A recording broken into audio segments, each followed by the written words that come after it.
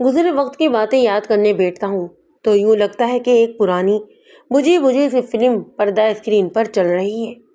لاتعداد واقعات اور انگنت کیس آنکھوں کے سامنے آ جاتے ہیں۔ لکھنے بیٹھوں تو کئی کتابیں کالی ہو جائیں، لیکن میری خواہش یہ ہوتی ہے کہ صرف وہی واقعات آپ کی خدمت میں پیش کروں جو دلچسپ ہوں اور ذرا مختلف قسم کے بھی ہوں۔ اس کے علاوہ میرا دل یہ بھی چاہتا ہے کہ سبھی کہانیاں ایک ہی ماحول کی نہ ہوں، ان میں دیہاتوں، شہروں، جنگلوں اور ہر جگہ کے واقعات ہوں، اور ہر دفعہ کوئی نیا منظر آپ کی آنکھوں کے سامنے آئے۔ اس دفعہ جو واقعہ میں نے آپ کے لیے چنا ہے اس کا تعلق ضلع گجرات کے ایک دور افتاد گاؤں سے ہے۔ آپ اس گاؤں کا نام کندیوال سمجھ لیں۔ کندیوال کا تھانہ بھی بس عجائب خانہ ہی تھا۔ 4-5 کچے کوٹھے تھے جن پر ٹائلی اور بقائن کے درختوں نے سایہ کر رکھا تھا۔ پورے تھانے میں صرف 2 میز اور 4 کرسیاں تھیں، باقی کا کام چارپائیوں سے لیا جاتا۔ تھانے کے بالکل قریب ایک چھوٹا کنواں یعنی کھوئی تھی۔ گاؤں کے مرد و زن سارا دن یہاں سے ہی پانی بھرتے۔ کنویں کا پانی بے کر ہر وقت تھانے میں آتا اور ہاتھے میں دلدل سی بنی رہتی۔ مجھے تھانے میں آئے ہوئے 20-25 دن ہو گئے تھے کہ گاؤں سے باہر کھیتوں میں ایک قتل ہو گیا۔ اس واقعے کی اطلاع مجھے صبح 8 بجے ملی۔ میں اپنے ایسائی رمضان کے ساتھ موقع پر پہنچا۔ گاؤں کی آبادی جس جگہ ختم ہوتی تھی وہاں سے کھیتوں کا سلسلہ شروع ہو جاتا۔ ان کھیتوں میں بھی اکا دکا مکان تھے۔ ایک ایسا ہی مکان اسماعیل نامی ایک زمیندار کا تھا۔ اسماعیل تو فوت ہو چکا تھا، پر اب اس کے 2 بیٹے اپنی ماں کے ساتھ یہاں پر رہتے تھے۔ بڑا بیٹا اکبر شادی شدہ تھا، جبکہ چھوٹے اسلم کے بارے میں پتہ چلا کہ وہ جیل میں ہے۔ اس مکان کے ساتھ ہی ایک چھوٹا سا احاطہ بھی تھا جہاں پر چند بھینسیں، ایک گھوڑا اور ایک کتا بندھا ہوا تھا۔ مقتول کی لاش اس احاطے سے تقریباً 30 گز دور گندم کے اد پکے کھیتوں میں پڑی تھی۔ موقع پر کافی لوگ جمع ہو چکے تھے۔ ان میں گاؤں کا چودھری محمد بوٹا اور پٹواری ہاشم بھی شامل تھے۔ ہاشم قانون کی باریکیاں سمجھنے والا بڑا ہی ہوشیار اور چالاک قسم کا بندہ تھا۔ اس نے کسی کو کھیت میں گھسنے ہی نہ دیا اور نہ ہی کسی چیز کو ہاتھ لگانے دیا۔ لوگوں کے چہروں پر خوف و ہراس پایا جاتا اور وہ لوگ دائرے کی شکل میں دور کھڑے لاش کا نظارہ کر رہے تھے۔ یہ لاش ایک 43-45 سالہ شخص کی تھی۔ اس نے ڈبی دار کپڑے کی شلوار قمیض پہن رکھی تھی، پاؤں میں پیشابی چپل تھی، سر ننگا اور شیف ذرا بڑھی ہوئی تھی۔ وہ اندھے منہ خشک زمین پر پڑا تھا۔ بظاہر تو جسم پر کوئی زخم نظر نہیں آ رہا تھا، لیکن سر کے پاس زمین پر خون کے دھبے تھے۔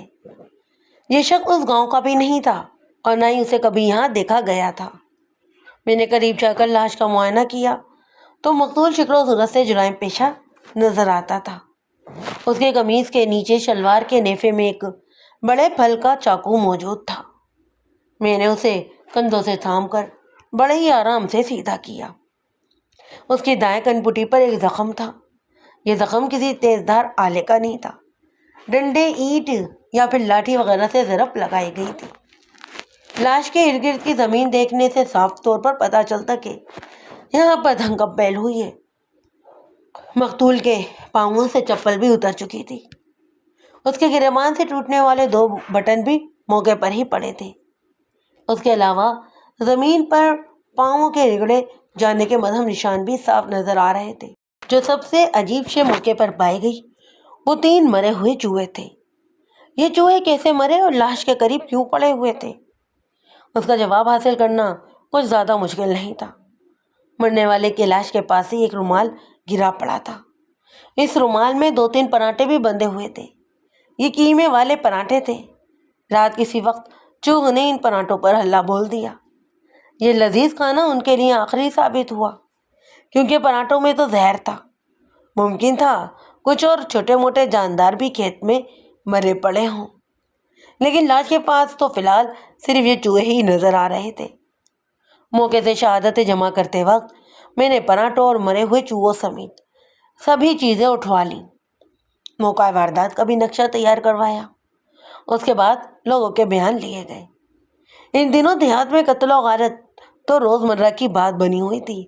آئے دن کسی کھیت یا نالے یا جوڑ میں کوئی بھی لاش مل جاتی۔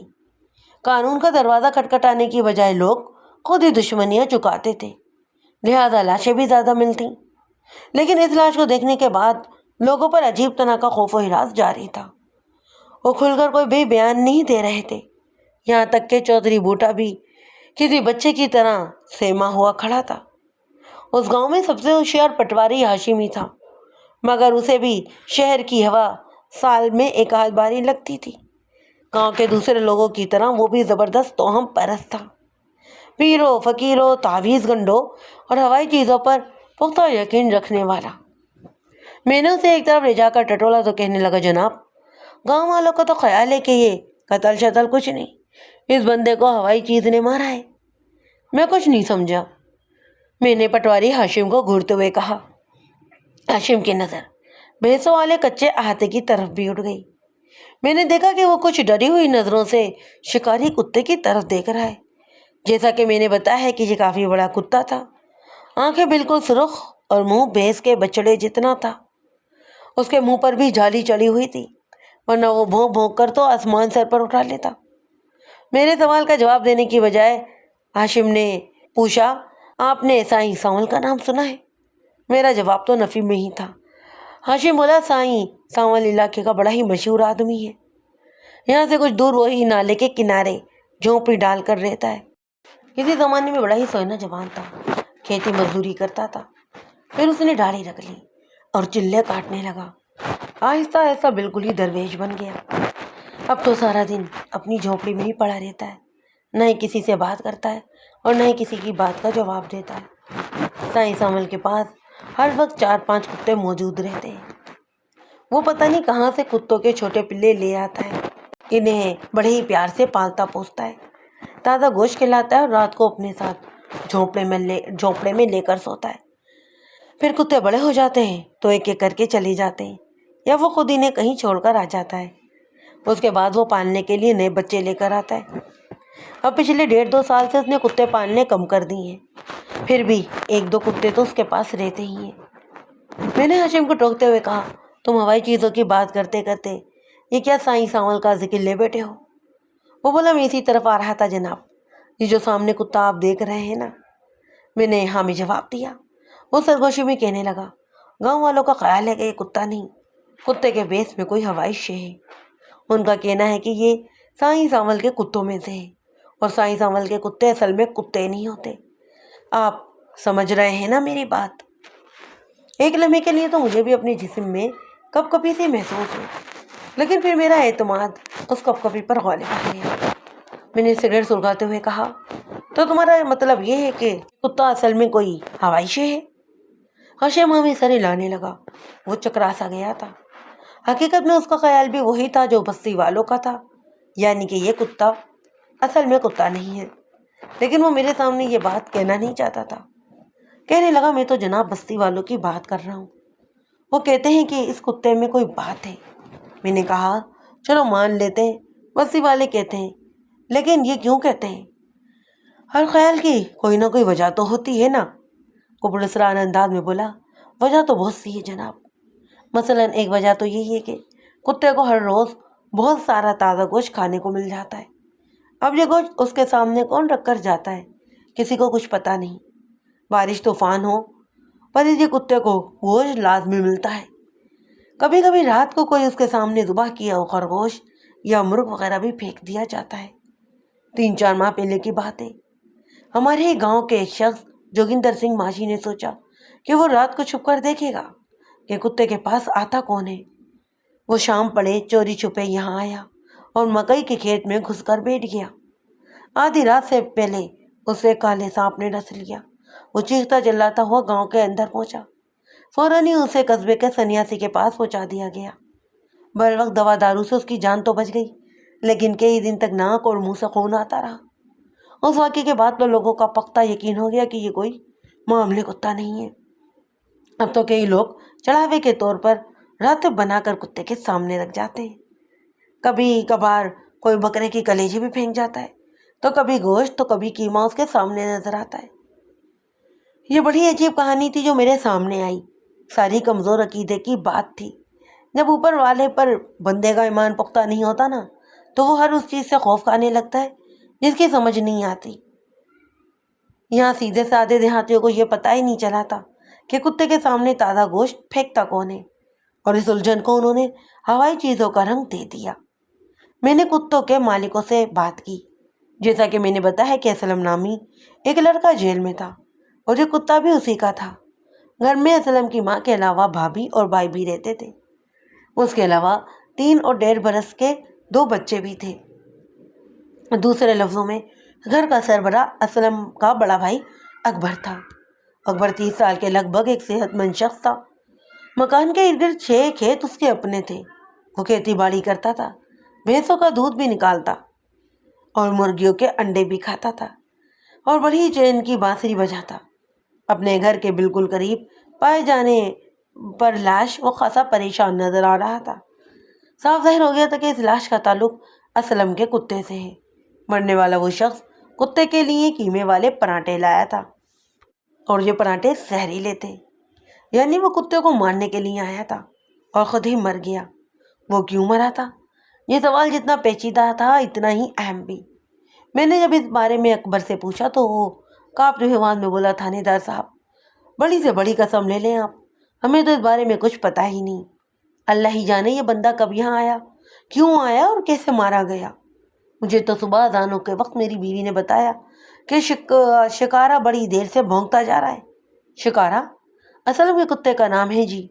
میں لالٹین لے کر باہر نکلا، ادھر ادھر دیکھا پر کوئی نظر نہیں آیا۔ اتنے میں کھیت کے اندر 2 آوارہ کتے نظر آئے، ان کی طرف گیا تو لاش پر نظر پڑی۔ میرے پاس لائسنس والی رائفل ہے جی۔ میں نے لالٹین نیچے رکھ کر رائفل ہاتھ میں لے لی۔ اتنے میں گاؤں کے اندر سے گاما پہلوان بھی پہنچ گیا۔ اسے زور سے آواز دے کر پوچھا، اکبرے کیا ڈھونڈ رہے ہو صبح سویرے؟ میں نے آواز دے کر اسے اپنے پاس بلایا اور لاش دکھائی۔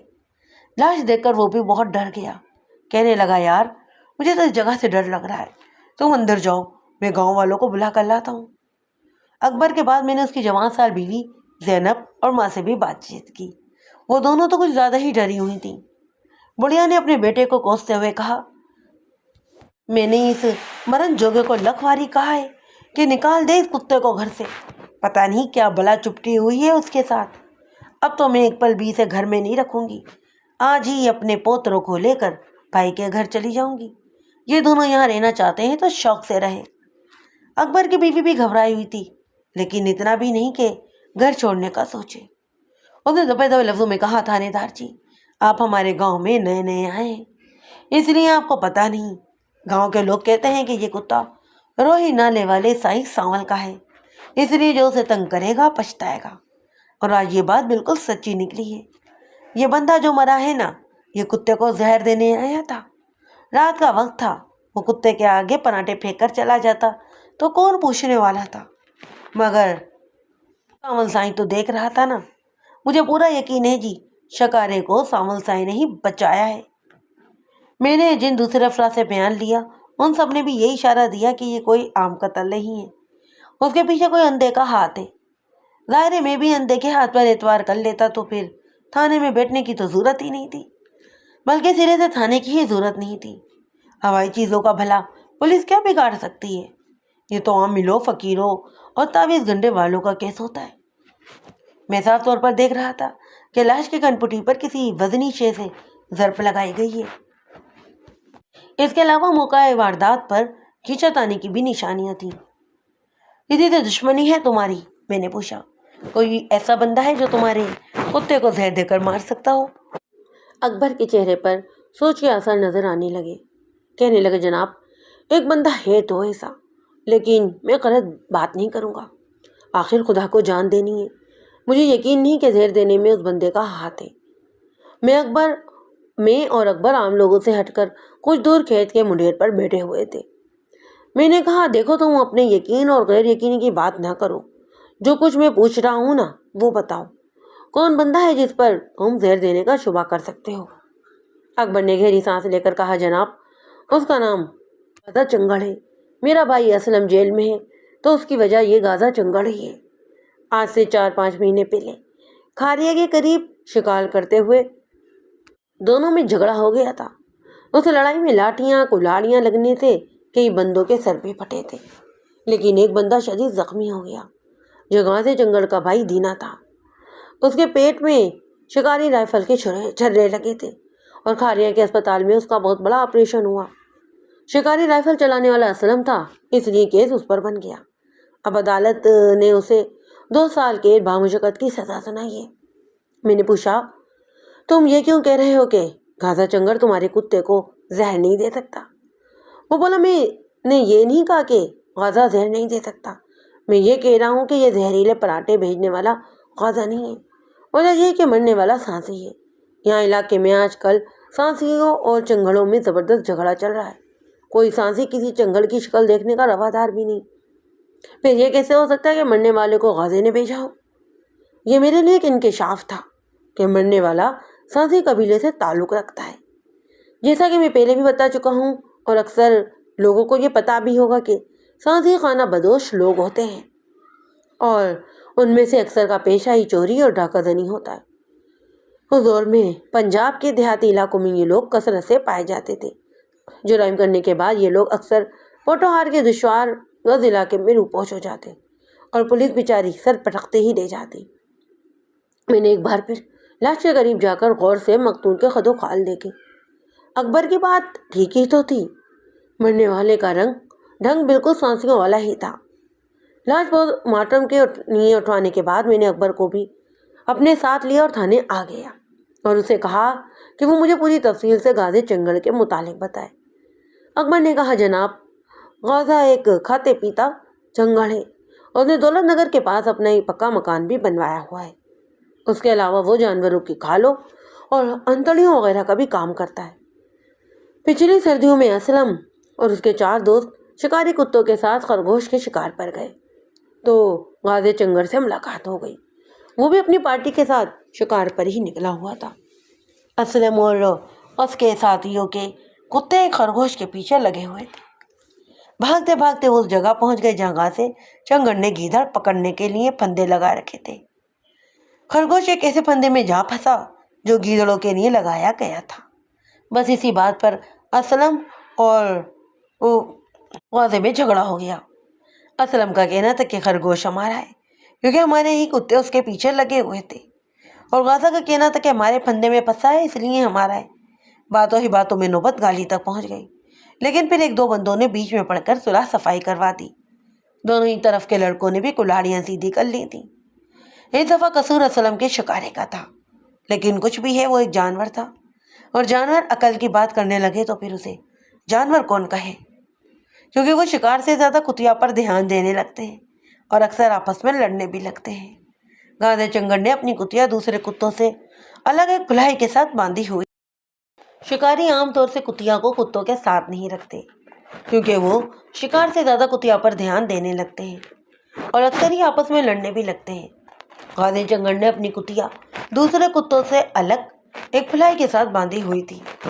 اتنے میں اسلم کا شکارہ بو سونگتا ہوا اس کی طرف چلا گیا۔ اسلم اور اس کے ساتھی شکار میں لگے ہوئے تھے۔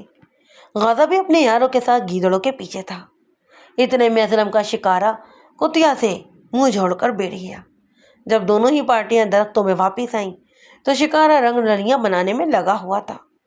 اسلم زنجیر لے کر اپنے کتے کی طرف بھاگا، لیکن اس کے پہنچتے پہنچتے غازہ چنگڑ بھی چیختا اور گالیاں بکتا ہوا سر پر پہنچ گیا۔ اس نے اپنی شکاری رائفل کا بٹ اس زور سے شکارے کے سر پر مارا کہ منہ سے اور ناک سے خون چھوٹ گیا۔ وہ بری طرح تڑپنے لگا۔ یہ منظر دیکھ کر اسلم سے بھی برداشت نہ ہوا۔ اس نے اپنی رائفل کے بٹ سے غازے چنگڑ کا سر کھول دیا۔ دونوں ہی طرف کے بندے بھی گتم گتا ہو گئے، کلاڑیاں چلنے لگیں۔ اس دوران اسلم کے ہاتھوں پکڑی ہوئی رائفل بھی چل گئی اور اس کے چھرے غازے کے بھائی دینے کو لگے۔ بعد میں غازہ اور اس کے بندے ڈر کر بھاگ گئے۔ میں نے اکبر کا یہ بیان پوری تفصیل سے نوٹ کر لیا۔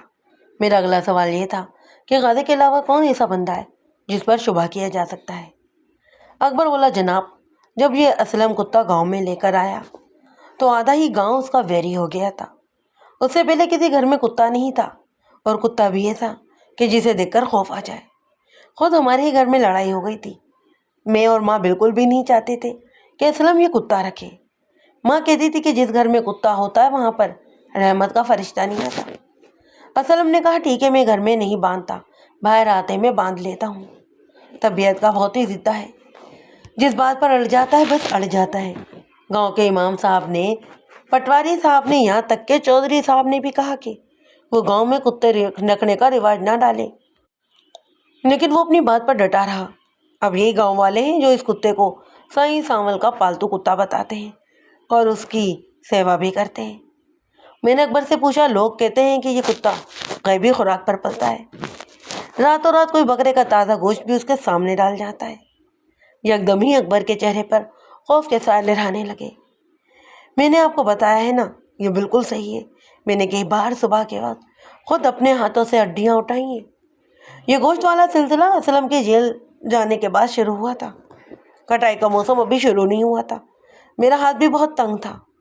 समझ में नहीं आ रहा था कि शिकारे के लिए रोज़ाना 1.5-2 सेर गोश्त कहाँ से लाऊंगा। 2-3 रोज़ मैंने चितड़ों वगैरह से काम चलाया। एक दिन सुबह मेरी बीवी ने बताया कि शिकारे के सामने ताज़ा गोश्त पड़ा है। मैंने बाहर आकर देखा तो बहुत हैरान हुआ, क्योंकि ये गोश्त मैं तो लाया नहीं था और माँ भी नहीं ला सकती थी। मैंने सोचा शायद असलम का कोई दोस्त यार नेकी कर गया है। अगले रोज़ फिर कुत्ते के सामने गोश्त देखा तो मैंने असलम के यार दोस्तों से पूछा। उनमें से किसी को इस गोश्त का पता नहीं था। उसके साथ ही गांव में ये बात भी मशहूर हो गई कि असलम के शिकारे के सामने रात को कोई बकरे का गोश्त फेंकता है।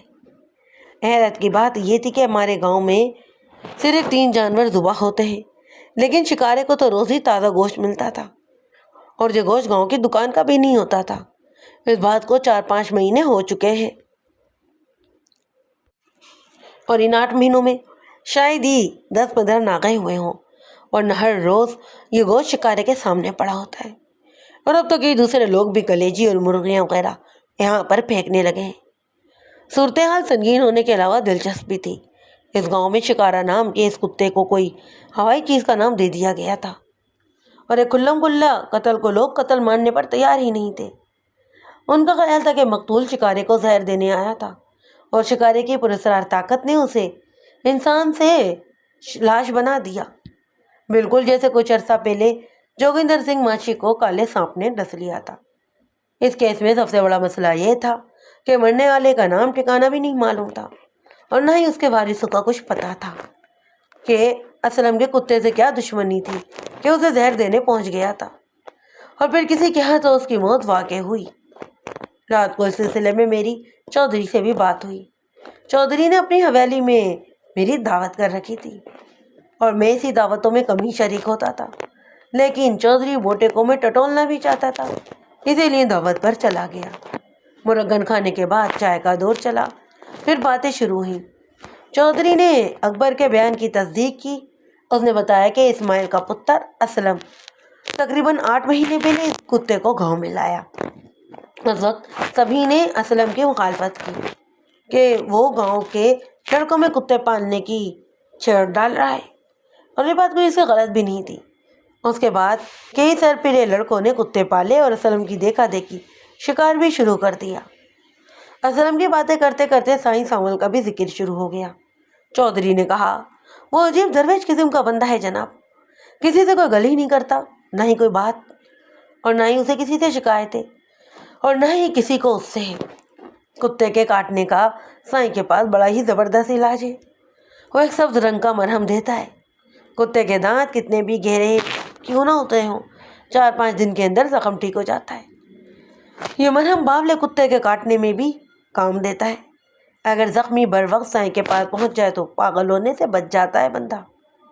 चौधरी ने बताया कि उसकी अपनी बेटी को भी एक कुत्ते ने काट लिया था। बेचारी की पिंडली पर गहरा जख्म आया था, मगर साईं के इलाज से वो 2 दिन में ही भली चंगी हो गई।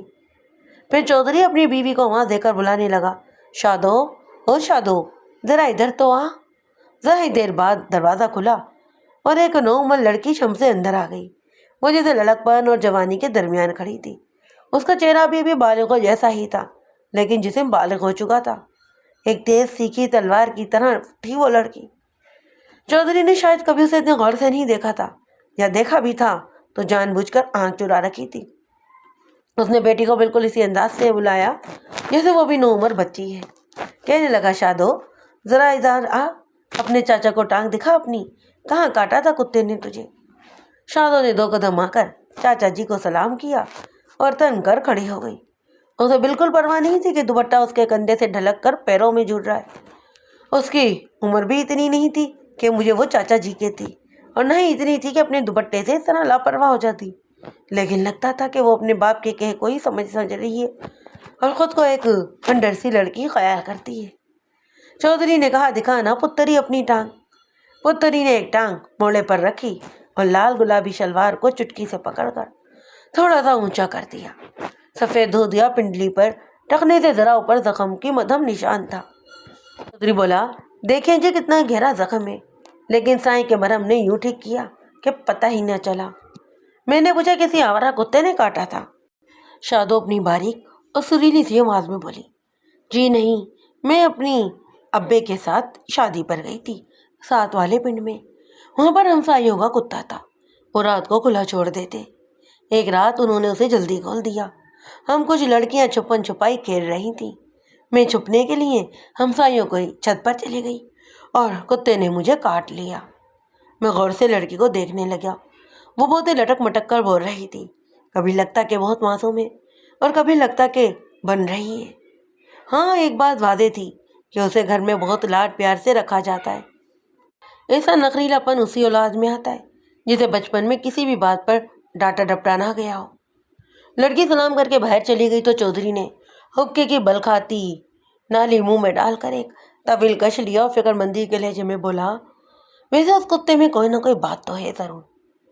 اور ابھی آپ شادو والا معاملہ ہی لے لیں، شادو کو بھی بڑی ہی چڑھتی شکارے سے ایک روز وہ شادو اور اس کی سہیلیوں کے پیچھے پڑ گیا۔ شادو نے بے نقص سنائی تھی اسلم کو، اور پھر اسلم کی ماں سے لڑنے اس کے گھر بھی پہنچ گئی۔ بڑی تو میں ہوئی۔ اس کے 2 ہفتے بعد ہی ساتھ والے گاؤں میں شادی تھی۔ ہم وہاں گئے تو شادو کو ہمسائیوں کے کتے نے کاٹ لیا۔ وہ تو خدا کا شکر ہے کہ سائیں ساول اپنے ڈیرے میں موجود تھا، اس نے بر وقت دوا دارو کر دیا، ورنہ پتہ نہیں کیا ہو جاتا۔ شادو کی مرہم پٹی کرنے کے بعد سائیں ساول نے کہا تھا کہ کتے کو 1 ہفتہ باندھ کر رکھو، اگر اس دوران وہ مر گیا تو لڑکی کو دوبارہ ڈیرے پر لانا ہوگا۔ شکر ہے کہ کتا زندہ رہا اور ہم کسی مصیبت میں جانے سے بچ گئے۔ میں نے چودھری سے پوچھا کہ مرنے والے سانسی کے بارے میں کیا خیال ہے اس کا؟ وہ بولا، نواز صاحب، علاقے میں چور اچکے بہت ہو گئے ہیں، مجھے تو یہ بھی کوئی ایک ایسا ہی بندہ لگتا ہے، وہ اکبر کے گھر میں گھسنا چاہتا ہوگا۔ اس نے سوچا ہوگا کہ پہلے کتے کا کام تمام کر لوں، پھر اگلی کارروائی کروں گا۔ آپ نے یہ بھی دیکھا ہے کہ اس کے پاس چاقو بھی تھا۔ پھر اسے مارا کس نے؟ میں نے پوچھا۔ چودھری کے چہرے پر فکر مندی نمودار ہو گئی۔ بولا، دیکھا جائے تو اکبرے پر شبہ ہوتا ہے، مگر یہ بھی ہو سکتا ہے کہ اکبرہ بے قصور ہے۔ اگر اس کے ہاتھوں سانسی کا قتل ہو ہی گیا تھا تو وہ لاش وہیں پڑی نہ رہنے دیتا۔ پھر بات یہ بھی ہے کہ سانسی ابھی اکبر کے گھر میں گھسا بھی نہیں تھا، وہ کتے کو زہر دینے کے لیے کھیت میں چھپا بیٹھا تھا۔ اکبرے کو کیسے پتہ چل گیا کہ وہ کھیت میں چھپا ہوا ہے؟ چودھری زبان سے نہیں کہہ رہا تھا، مگر اس کی بھی صورت دیکھ کر یہی لگتا کہ وہ بھی ہوائی چیزوں کے چکر میں پڑا ہوا ہے۔ میں نے اس بارے میں مزید بات کرنی مناسب ہی نہیں سمجھی اور چودھری سے اجازت لے کر واپس آ گیا۔ تیسرے ہی روز پوسٹ مارٹم رپورٹ بھی آ گئی۔ مقتول کی موت کنپٹی پر آنے والی ضرب سے واقع ہوئی۔ یہ ضرب گندالے سے لگائی گئی تھی۔ اب یہ گندالہ کیا تھا، اس بارے میں پولیس سرجن یقین سے کچھ نہیں کہہ سکا۔ ممکن تھا کہ یہ پسٹل یا بندوق کا دستہ ہو، ممکن تھا کہ یہ لاٹھی یا اینٹ وغیرہ ہو۔ اس ضرب کے علاوہ مقتول کے جسم پر بھی کئی نشانات موجود تھے۔ ان نشانات سے اندازہ ہوتا تھا کہ مرنے سے پہلے وہ 1 یا 2 افراد سے لڑتا بھی رہا ہے۔ موت کا وقت رات 8 اور 10 بجے کے درمیان بتایا گیا، جو میرے اندازے سے 3-4 گھنٹے کم کو تھا۔ مقتول کا ابھی تک کوئی سراغ نہیں ملا تھا۔ اخبار میں اس کی تصویر دے دی گئی اور لاش میب اسپتال لاہور کے مردہ خانے میں پڑی تھی۔ یہ قدم پیوری کیس تھا اور ایسے کیس لاپرواہی کا شکار ہو کر جلدی فائلوں میں بند ہو جایا کرتے ہیں، لیکن میں اس معاملے کو یوں ہی نہیں چھوڑ سکتا تھا۔ ایک شخص میرے تھانے کی حدود میں قتل ہوا تھا اور اس کا قاتل یا قاتلین یہیں کہیں میرے ارد گرد موجود تھے۔ رہ رہ کر میرے ذہن میں یہ سوال ابھرتا کہ ہر شب شکارے کو بکرے کا تازہ گوشت کیسے ملتا ہے؟ یہ بات تو میں کسی طور تسلیم نہیں کر سکتا تھا کہ اس معاملے میں جن یا بھوت وغیرہ کا ہاتھ ہے، تو پھر کون پہنچاتا تھا اسے یہ گوشت اور کہاں سے لاتا تھا؟ سب سے پہلے تو دھیان اسلم کے اہل خانہ کی طرف جاتا۔ اس کے بعد اس کے دوستوں اور خیر خواہوں کا نمبر آتا۔ کبھی کبھی یوں ہی سامل کی صورت بھی نگاہوں میں گھومنے لگتی۔ میں نے اس معاملے پر بہت غور و فکر کیا اور آخر اس نتیجے پر پہنچا کہ سب سے پہلے اسلم کی بھابھی زینب سے بات کرنی چاہیے۔ میں ایک مرتبہ پہلے بھی زینب سے پوچھ گچھ کر چکا تھا۔ وہ چین نقش والی بھرپور عورت تھی، اسے دیکھتے ہی اندازہ ہوتا تھا۔ صورت کے لحاظ سے اسے شوہر کا جوڑ نہیں ملا۔ اکبر کے نقوش بدے اور رنگ سانولا سا تھا، اور اپنے طور طریقوں سے زینب ہسمکھ اور جلدی گل مل جانے والی لڑکی نظر آتی۔ مجھے یہ بھی اندازہ ہو چکا تھا کہ وہ اپنے دیور سے ہمدردی رکھتی ہے، اور شکارے کے بارے میں بھی اس کے خیالات وہ نہیں جو دوسرے گھر والوں کے ہیں۔ ان حالات میں سوچا جا سکتا تھا کہ رات کے اندھیرے میں چوری چھپے شکارے کو گوشت پہنچانے والی زینب ہی ہو، لیکن ایسا سوچتے ہوئے فوراً یہ خیال بھی پیدا ہوتا کہ وہ تو روزانہ 1.5-2 سیر گوشت کہاں سے لاتی تھی۔ ایک گھریلو عورت کے خاوند کو بتائے بغیر اتنا خرچہ کرنا ممکن ہی نہیں ہوتا۔ اور سب سے بڑی بات یہ کہ کتے کے سامنے پایا جانے والا گوشت مقامی کسائی کی دکان سے بھی نہیں آتا تھا۔ بہرحال میں نے ایک دفعہ زینب سے ملنا ضروری سمجھا۔ شکارے کو گوشت پہنچانے والے کا سراغ لانا بھی بہت ضروری تھا۔ مجھے خاص قسم کا شک تھا، اور وہ شک یہ تھا کہ وقوع کی رات شکارے کو گوشت پہنچانے والے اور زہریلے پراٹھے پہنچانے والے سانسی میں مدبھیڑ ہوئی ہے۔ عین ممکن تھا کہ سانسی کی موت اسی مدبھیڑ کا نتیجہ ہو۔ جیسا کہ اکبر نے مجھے بتایا تھا کہ گوشت کا نگا کبھی کبھار ہی ہوتا تھا، وہ بھی بارش یا آندھی وغیرہ کی صورت میں، لیکن قتل کی رات گوشت شکارے کو نہیں ملا۔ اس سے یہ نتیجہ نکالا جا سکتا تھا کہ گوشت شکارے کے سامنے پھینکنے سے پہلے ہی اس شخص نے سانسی کو دیکھ لیا۔ ان دونوں میں دھکم پیل ہوئی۔ اسی دھکم پیل میں سانسی قتل ہوا اور قاتل گوشت سمیت واپس بھاگ گیا۔ یہ مفروضہ رائے ایسائی رمضان پراچا کو بھی بے حد پسند آئی تھی، اور اس کا خیال تھا کہ اسی لائن پر تفتیش ہونی چاہیے۔ ایک دن شام کو میں اکبرے اور زینب سے پوچھ گچھ کرنے ان کے گھر جا پہنچا۔ اکبر مجھے گھر سے باہر ہی مل گیا، وہ کافی گھبرایا ہوا تھا۔ مجھے اس کے ہاتھ میں ایک ڈاک کا لفافہ نظر آیا۔ میں اس کے پاس پہنچا تو کہنے لگا، جناب بڑی لمبی عمر ہے آپ کی، میں آپ ہی کی طرف آ رہا تھا۔ کیوں، کیا بات ہے؟ میں نے اسے گھورا۔ وہ آہستگی سے بولا، اب آ ہی گئے تو اندر آ جائیے، میں بتاتا ہوں آپ کو سب کچھ۔ اکبرے کے ساتھ بہرحال میں اس کے گھر میں داخل ہوا۔ یہاں اکبرے کی ماں اور بیوی بھی سہمی ہوئی نظر آئیں۔ بچے بھی بڑوں کو پریشان دیکھ کر گمسم تھے۔ کیا ہوا ہے؟ میں نے گھر کی بیٹھک میں پہنچتے ہی اکبر سے پوچھا۔ اس نے ڈاک کے لفافے میں سے ایک خط نکال کر میرے سامنے رکھ دیا۔ ایک میلے کاغذ پر گھٹیا سے پین کے ساتھ 8-10 سطریں لکھی ہوئی تھیں۔ خط کا مضمون کچھ اس طرح تھا، حرامزادے، تم نے میرے بھائی کو مارا ہے نا، اس کا خون تمہاری گردن پر ہے، اور میں اس گردن کو تمہارے کندھوں پر سلامت نہیں رہنے دوں گا۔ بڑا ہی خوفناک بدلہ لوں گا تم سے۔ تمہاری اور تمہارے کتے کی لاش اب ایک ساتھ ہی گھسیٹوں گا، نہ گھسیٹوں تو اپنے باپ کا نہیں میں۔ بس کھیل ختم ہوا تمہارا، اب اپنی موت کی راہ دیکھ، بہت جلد ملاقات ہوگی، فقط تمہارے خون کا پیاسا۔ یہ خط اکبرے کو آج ہی ڈاک سے موصول ہوا۔ اس نے غلطی یہ کی کہ یہ دھمکی آمیز خط بیوی بچوں کے سامنے ہی پڑھ دیا، اور اب وہ سبھی دہشت کے گھیرے میں کھڑے تھے۔ خط کی تحریر سے صاف اندازہ ہوتا کہ یہ اسی موت کا افسانہ ہے جو چند روز پہلے مکان سے باہر گندم کے کھیت میں ہوئی تھی۔ خط لکھنے والے نے خود کو مرنے والے کا بھائی بتایا، اور اس موت کا ذمہ دار اکبرے کو ٹھہرا کر اسے خوفناک انجام کی دھمکیاں بھی دی۔ اکبرہ سیدھا سادہ زمیندار تھا، اور اسے لوگ لڑائی بڑائی سے گھبرایا نہیں کرتے۔ دشمن سامنے آ جائے تو پھر جو ہو جائے سو کم، لیکن چوری چھپے ہوئے دشمن کا خوف تو ہر کسی کو ہی ڈانا ڈول کر دیتا ہے نا۔ میں نے بہرحال اس کی ڈاس بندائی اور پوچھا کہ اب اس خط کے بارے میں کیا خیال ہے اس کا۔ وہ میری بات کا غلط مطلب سمجھا اور کہنے لگا کہ شاید آپ غازی جنگل کی طرف اشارہ کر رہے ہیں۔ غازی سے دشمنی تو بالکل ہے جی، اور اس میں کتے والا جھگڑا بھی ہے، لیکن کیا؟ میں کچھ نہیں کہہ سکتا جناب، ہو سکتا ہے کہ میری ہی مت ماری گئی ہو۔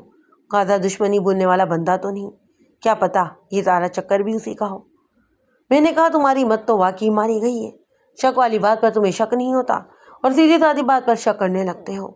خط غازی کی طرف سے کیسے ہو سکتا ہے؟ خط میں اس کے بھائی کے قتل کی بات ہو رہی ہے، اور غازی جنگل کا بھائی سانسی کیسے ہو گیا؟ میرا مطلب تھا جی کہ شاید، وہ بولا پر گڑبڑا گیا۔ کیا بات ہے؟ ایک طرف کہہ رہے ہو کہ سانسیوں جنگلوں میں اینٹ کتے کا بیر ہے، دوسری طرف ان میں منہ بولے رشتے بنا رہے ہو۔ اتنے گھبرائے ہوئے کیوں ہو بھائی؟ میرے سوال نے اسے اور بھی گھبراہٹ میں ڈال دیا۔ مجھے شک ہونے لگا کہ وہ مجھ سے کوئی بات چھپا رہا ہے۔ میں نے اسے تھوڑا سا دھمکایا کہ شاید وہ کچھ بک دے، لیکن ناکامی ہوئی۔ اگلے ہی روز وہ بات ہوئی جس کا مجھے خدشہ تھا۔ صبح سویرے اکبر تھانے آیا اور بولا، جناب اکیلا بندہ ہو تو کوئی ڈر خطرہ نہیں ہوتا، لیکن میرے چھوٹے چھوٹے بچے ہیں جناب، اور میں انہیں کسی خطرے میں نہیں ڈالنا چاہتا۔ ویسے بھی میں ان دنوں فارغ ہوں۔ میں نے سوچا جب تک سانسی کے قاتلوں کا پتہ نہیں چل جاتا میرے بیوی بچے گجران والا میں ہی رہیں۔ گجران والا میری گھر والے کا میکا ہے۔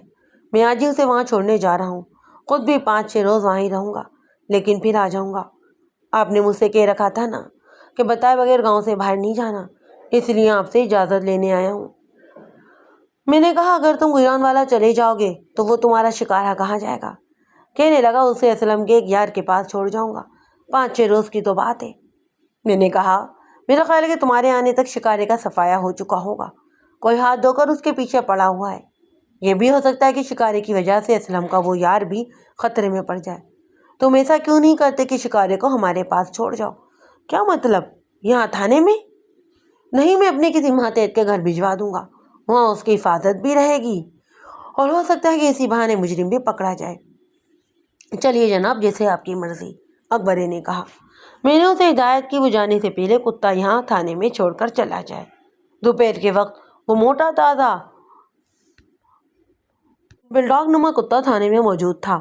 اس کے گلے میں پٹا اور پٹے میں زنجیر تھی، منہ پر جالی چڑھی ہوئی تھی، اس کی آنکھیں غیری سرخ تھیں اور ان میں دیکھنے سے ججری سی آ جاتی۔ میں نے بلڈاگ یعنی شکارے کو اپنے ایسائی رمضان پراچا کے حوالے کیا اور کہا کہ وہ اسے اپنے گھر لے جائے۔ پراچا اسے گھر لے گیا۔ اکبر اپنی بیوی بچوں والدہ کے ساتھ گجران والا چلا گیا۔ میں نے اپنے طور پر تفتیش جاری رکھی۔ میں دراصل یہ جاننا چاہتا تھا کہ شکارے کو روزانہ 1.5-2 سوا سیر گوشت پہنچانے والا کون ہمدرد ہے۔ اس ہمدرد اور قتل کی واردات میں گہرا تعلق تھا۔ نہ صرف واردات کے روز شکارے کو گوشت نہیں ملا، بلکہ اس کے بعد یہ گوشت والا سلسلہ ہی ختم ہو گیا۔ یوں لگتا تھا کہ ایک خون کے بعد شکارے کے اس گمنام ہمدرد نے بھی چپ سادھ لی ہے۔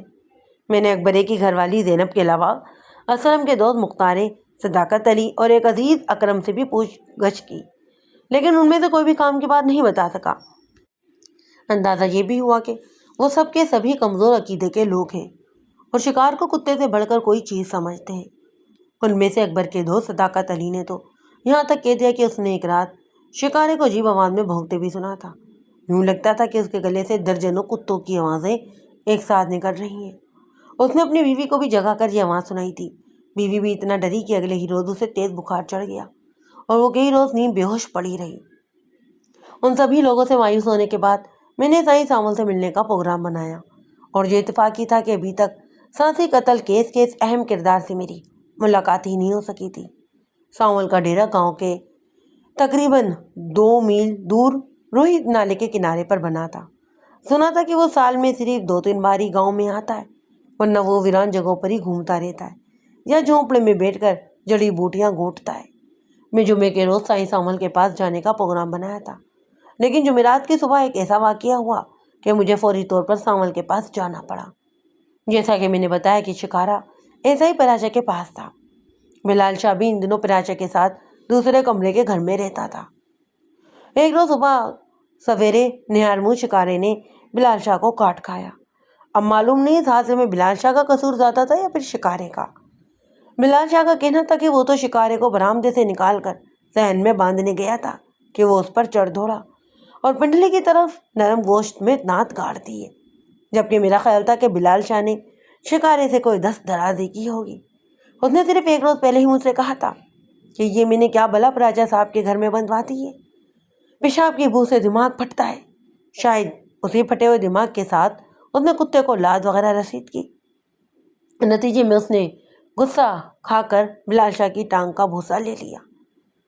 بہرحال جب میں موقع پر پہنچا تو بلال شاہ کا رنگ ہلدی کی طرح زرد ہو رہا تھا۔ وہ ہائے وائے کرنے کے ساتھ لوٹ پوٹ بھی ہو رہا تھا، کہہ رہا تھا کہ میرے دماغ کو زہر چڑھ رہا ہے، اگر مجھے بچانا ہے تو جلدی سے کسی ڈاکٹر کے پاس لے چلو۔ میں جانتا تھا کہ خطرے کی کوئی بھی بات نہیں۔ شکار خزانہ خاصہ پاگل کتا نہیں تھا، وہ شکاری کتا تھا۔ شکاری کتے اور محافظ میں فرق یہ ہوتا ہے کہ شکاری بھونکتا کم اور کاٹتا زیادہ ہے، یعنی بلال شاہ کا الٹ ہوتا ہے۔ میں نے بلال شاہ کو دلاسا دیا۔ اڑوس پڑوس کے لوگ بھی اکٹھے ہو چکے تھے۔ 2 بزرگ حضرات نے مشورہ دیا کہ زخمی کو سائیں سامل کے پاس لے جائیں۔ ہفتوں میں ٹھیک ہونے والا زخم دنوں میں ٹھیک ہو جائے گا۔ یہ بڑا ہی مناسب مشورہ تھا۔ میں نے فوراً ایک ٹانگے کا انتظام کیا اور بلال شاہ کو اس میں لاد کر روئی نالے کی طرف روانہ ہو گیا۔ ایسا ہی رمضان اور ایک پڑوسی بھی ہمارے ساتھ تھا۔ بلال شاہ کی کوئی رگ وغیرہ بھی کر گئی تھی، لہٰذا خون بھی مسلسل بہہ رہا تھا۔ میں نے زخم پر کس کر پٹی باندھ دی، پھر بھی خون رس رہا تھا۔ ہم 1 گھنٹے میں ہی روئی کنارے تک پہنچ گئے۔ کچھ فاصلہ بلال شاہ کو سہارا دے کر پیدل طے کروانا پڑا۔ اونچے سرکنڈوں اور دور تک پھیلی ہوئی جھاڑیوں کے درمیان ایک درمیانے سائز کی جھونپڑی سائیں سامل کا ڈیرا تھی۔ اس نے مٹی کے پیالوں میں دانہ پانی وغیرہ ڈال کر پرندوں کے لیے درختوں سے بھی لٹکایا ہوا تھا۔ جھونپڑے کے پاس ہی 2 بو گیر کتے بھی بندھے ہوئے تھے۔ انہوں نے ہمیں دور سے ہی دیکھ کر بھونکنا شروع کر دیا۔ جھونپڑی کے کچھ فاصلے پر ایک بقائن کی چھاؤں میں چٹائی بچھی تھی اور اس پر سائیں کے چند عقیدت مند بیٹھے تھے۔ ہم بلال شاہ کو لے کر سیدھا جھونپڑی کے دروازے پر پہنچ گئے۔ اندر گورا چٹا ادھیڑ عمر سائیں سامل مراقبے کی حالت میں خاموش بیٹھا تھا۔ ہمارے ساتھ آتے ہوئے دیہاتی نے بڑی عاجزی کے ساتھ کہا، سائیں جی بغیر اجازت آپ کے دروازے پر آ گئے، معافی چاہتے ہیں جی۔ یہ علاقہ انچارج ہے نواز خان صاحب، ان کے عزیز کو کتے نے کاٹا ہے، خون بند نہیں ہو رہا، اس لیے آپ کے پاس حاضر ہوئے۔ سائیں سامل نے بڑی آہستگی کے ساتھ اپنی آنکھیں کھولی، بہت بڑی بڑی اور بے حد خاموش آنکھیں۔ ایک لمحے کے لیے تو یوں لگا کہ وہ ہم پر چڑھ دوڑے گا، لیکن پھر فوراً ہی چہرہ نرم پڑ گیا۔ اس نے ہمیں سر کے اشارے سے اندر بلا لیا۔ بلال شاہ کے پڑوسی نے جلدی جلدی اس کی پٹی کھولی۔ سائیں سامل گہری نظروں سے زخم دیکھنے لگا۔ اس معاملے میں وہ بہت تجربے کار نظر آتا۔ اس نے اشارے سے بلال شاہ کو ٹانگ سیدھی کرنے کی ہدایت کی اور پھر ایک بھیگے ہوئے کپڑے سے زخم صاف کرنے لگا۔ کپڑا کسی دوا میں بھیگا ہوا تھا۔ بلال شاہ ہائے اوف کرنے لگا۔ پنڈلی پر کتوں کے نشان صاف نظر آ رہے تھے۔ سائیں سامل نے دھیان سے نشانوں کو دیکھا، پھر اپنی بھاری پلکیں اٹھا کر بلال شاہ کی طرف دیکھنے لگا۔ تم گورکن پر گئے تھے؟ اس کی بھاری بھرکم آواز جھونپڑ میں گونجی۔ گورکن پور ساتھ والے گاؤں کا نام تھا۔ نہیں جی، بلال شاہ نے کہا، کندیوال میں ہی یہ کام ہوا ہے۔ سائیں سامل کے چہرے پر ایک لمحے کے لیے حیرت نظر آئی۔ اس نے سر اٹھا کر بلال شاہ کی آنکھوں میں دیکھا اور بولا، تمہیں گورن پور میں ارائیوں کے کتے نے نہیں کاٹا؟ میں اور بلال شاہ سوال پر حیران ہو رہے تھے۔ کہاں گورن پور اور کہاں ارائیوں کا کتا؟ معلوم نہیں یہ ذکر درمیان میں کیوں آ گیا تھا۔ ہم تینوں ہی سوالیہ نظروں سے سائیں سامل کی طرف دیکھنے لگے۔ سائیں سامل ایک بار پھر دھیان سے بلال شاہ کا زخم دیکھنے لگا۔ بڑا ہی ماہرانہ انداز تھا اس کا۔ کہنے لگا، 30 سال سے اوپر کا تجربہ ہو گیا ہے میرا۔ پچھلے 20 سالوں سے میری آنکھ نے کبھی دھوکہ نہیں کھایا۔ میں اس کتے کا لگایا ہوا ایک زخم پہلے بھی دیکھ چکا ہوں، زیادہ نہیں 4-5 مہینے ہی پہلے کی بات ہے۔ چودھری بوٹے کی لڑکی کو اسی کتے نے کاٹا تھا۔ یہی زخم تھا اور اسی جگہ پر آیا تھا۔ یکدم ہی میرے ذہن میں روشنی کا جھماکہ ہوا۔ مجھے چودھری کی بات یاد آ گئی۔ اس نے کہا تھا کہ وہ اپنے گھر والوں کے ساتھ گورکن پور شادی پر گیا تھا اور وہاں شادی کرائی کے کتے نے شادو کو کاٹ کھایا۔ اور اب سائیں سامل بھی گورن پور اور ارائیوں کا ذکر کر رہا تھا۔ یکدم کڑی سے کڑی ملنے لگی۔ میں ایک حیران کن نتیجے پر پہنچ گیا۔ کہیں شادو نے جھوٹ تو نہیں بولا تھا کہ اسے کاٹنے والا ارائیوں کا کتا ہے؟ یہ بہت اہم سوال تھا۔ اگر سامل سائیں کی بات درست تھی تو اس کا مطلب یہ تھا کہ 4 ماہ پہلے شادو کو ارائیوں کے کتے نے نہیں، اسلم کے شکاری نے کاٹا تھا۔ یکدم ہی بہت سے سوالات میرے ذہن میں کل بلانے لگے۔ اگر ایسا ہوا تھا تو شادو نے یہ بات کیوں چھپائی؟ وہ تو اسلم اور اس کے شکاری کے سخت مخالفوں میں سے تھی، اور اس سلسلے میں ایک بار اسلم کی ماں سے وہ لڑ بھی چکی تھی۔ اسے کیا ضرورت تھی شکاری کی زیادتی پر پردہ ڈالنے کی؟ اور دوسری بات یہ بھی تھی کہ جب یہ واقعہ ہوا وہ اپنے گھر والوں کے ساتھ شادی پر گورن پور گئی ہوئی تھی، جبکہ شکار 1 میل سے زیادہ فاصلے پر کندیوال میں تھا۔ دوسری طرف سائیں سامل کے 30 سالہ تجربے کو بھی جھٹلانا کچھ آسان کام نہیں تھا۔ سائیں نے مرہم لگاتے ہوئے دانتوں کے نشان پر انگلی پھیلی اور بولا، یہ دائیں طرف والا تیسرا دانت اندر کی طرف مڑا ہوا ہے، اور اسی طرح بائیں طرف والا تیسرا بھی۔ تیسرے اور پہلے دانت کے درمیان یہاں ایک خلا ہے۔ مطلب یہ کہ جانور کا یہ دانت ٹوٹا ہوا ہے۔ میں یہ نقشہ 1-2 سال بعد بھی دیکھتا تو فوراً ہی پہچان لیتا۔ साईं सावल की बातों ने हमें जबरदस्त उलझन में डाल दिया। बिलाल शाह की मरहम पट्टी हो चुकी तो मैंने साईं सावल से कहा, साईं जी मैं भी थाने वापस जाकर एक बंदा गोरनपुर भेजता हूँ। अगर शादी कराने वाला कुत्ता मिल गया तो मेरा एसआई उसे लेकर आपके पास आएगा। आप ज़रा अच्छी तरह उसका जायज़ा लें और बताएं कि शादों को काटने वाला कुत्ता कौन सा है। मेरी बातों से साईं सावल को अंदाज़ा हो गया कि कोई गड़बड़ घोटाला है। वो कुत्ते की शनाख्त पीरियड से इनकार करना चाहता था तो कर भी सकता था, लेकिन उसने ऐसा नहीं किया। वो पीर फकीर तो था ही, लेकिन उसके साथ बड़ा भला मास इंसान भी था।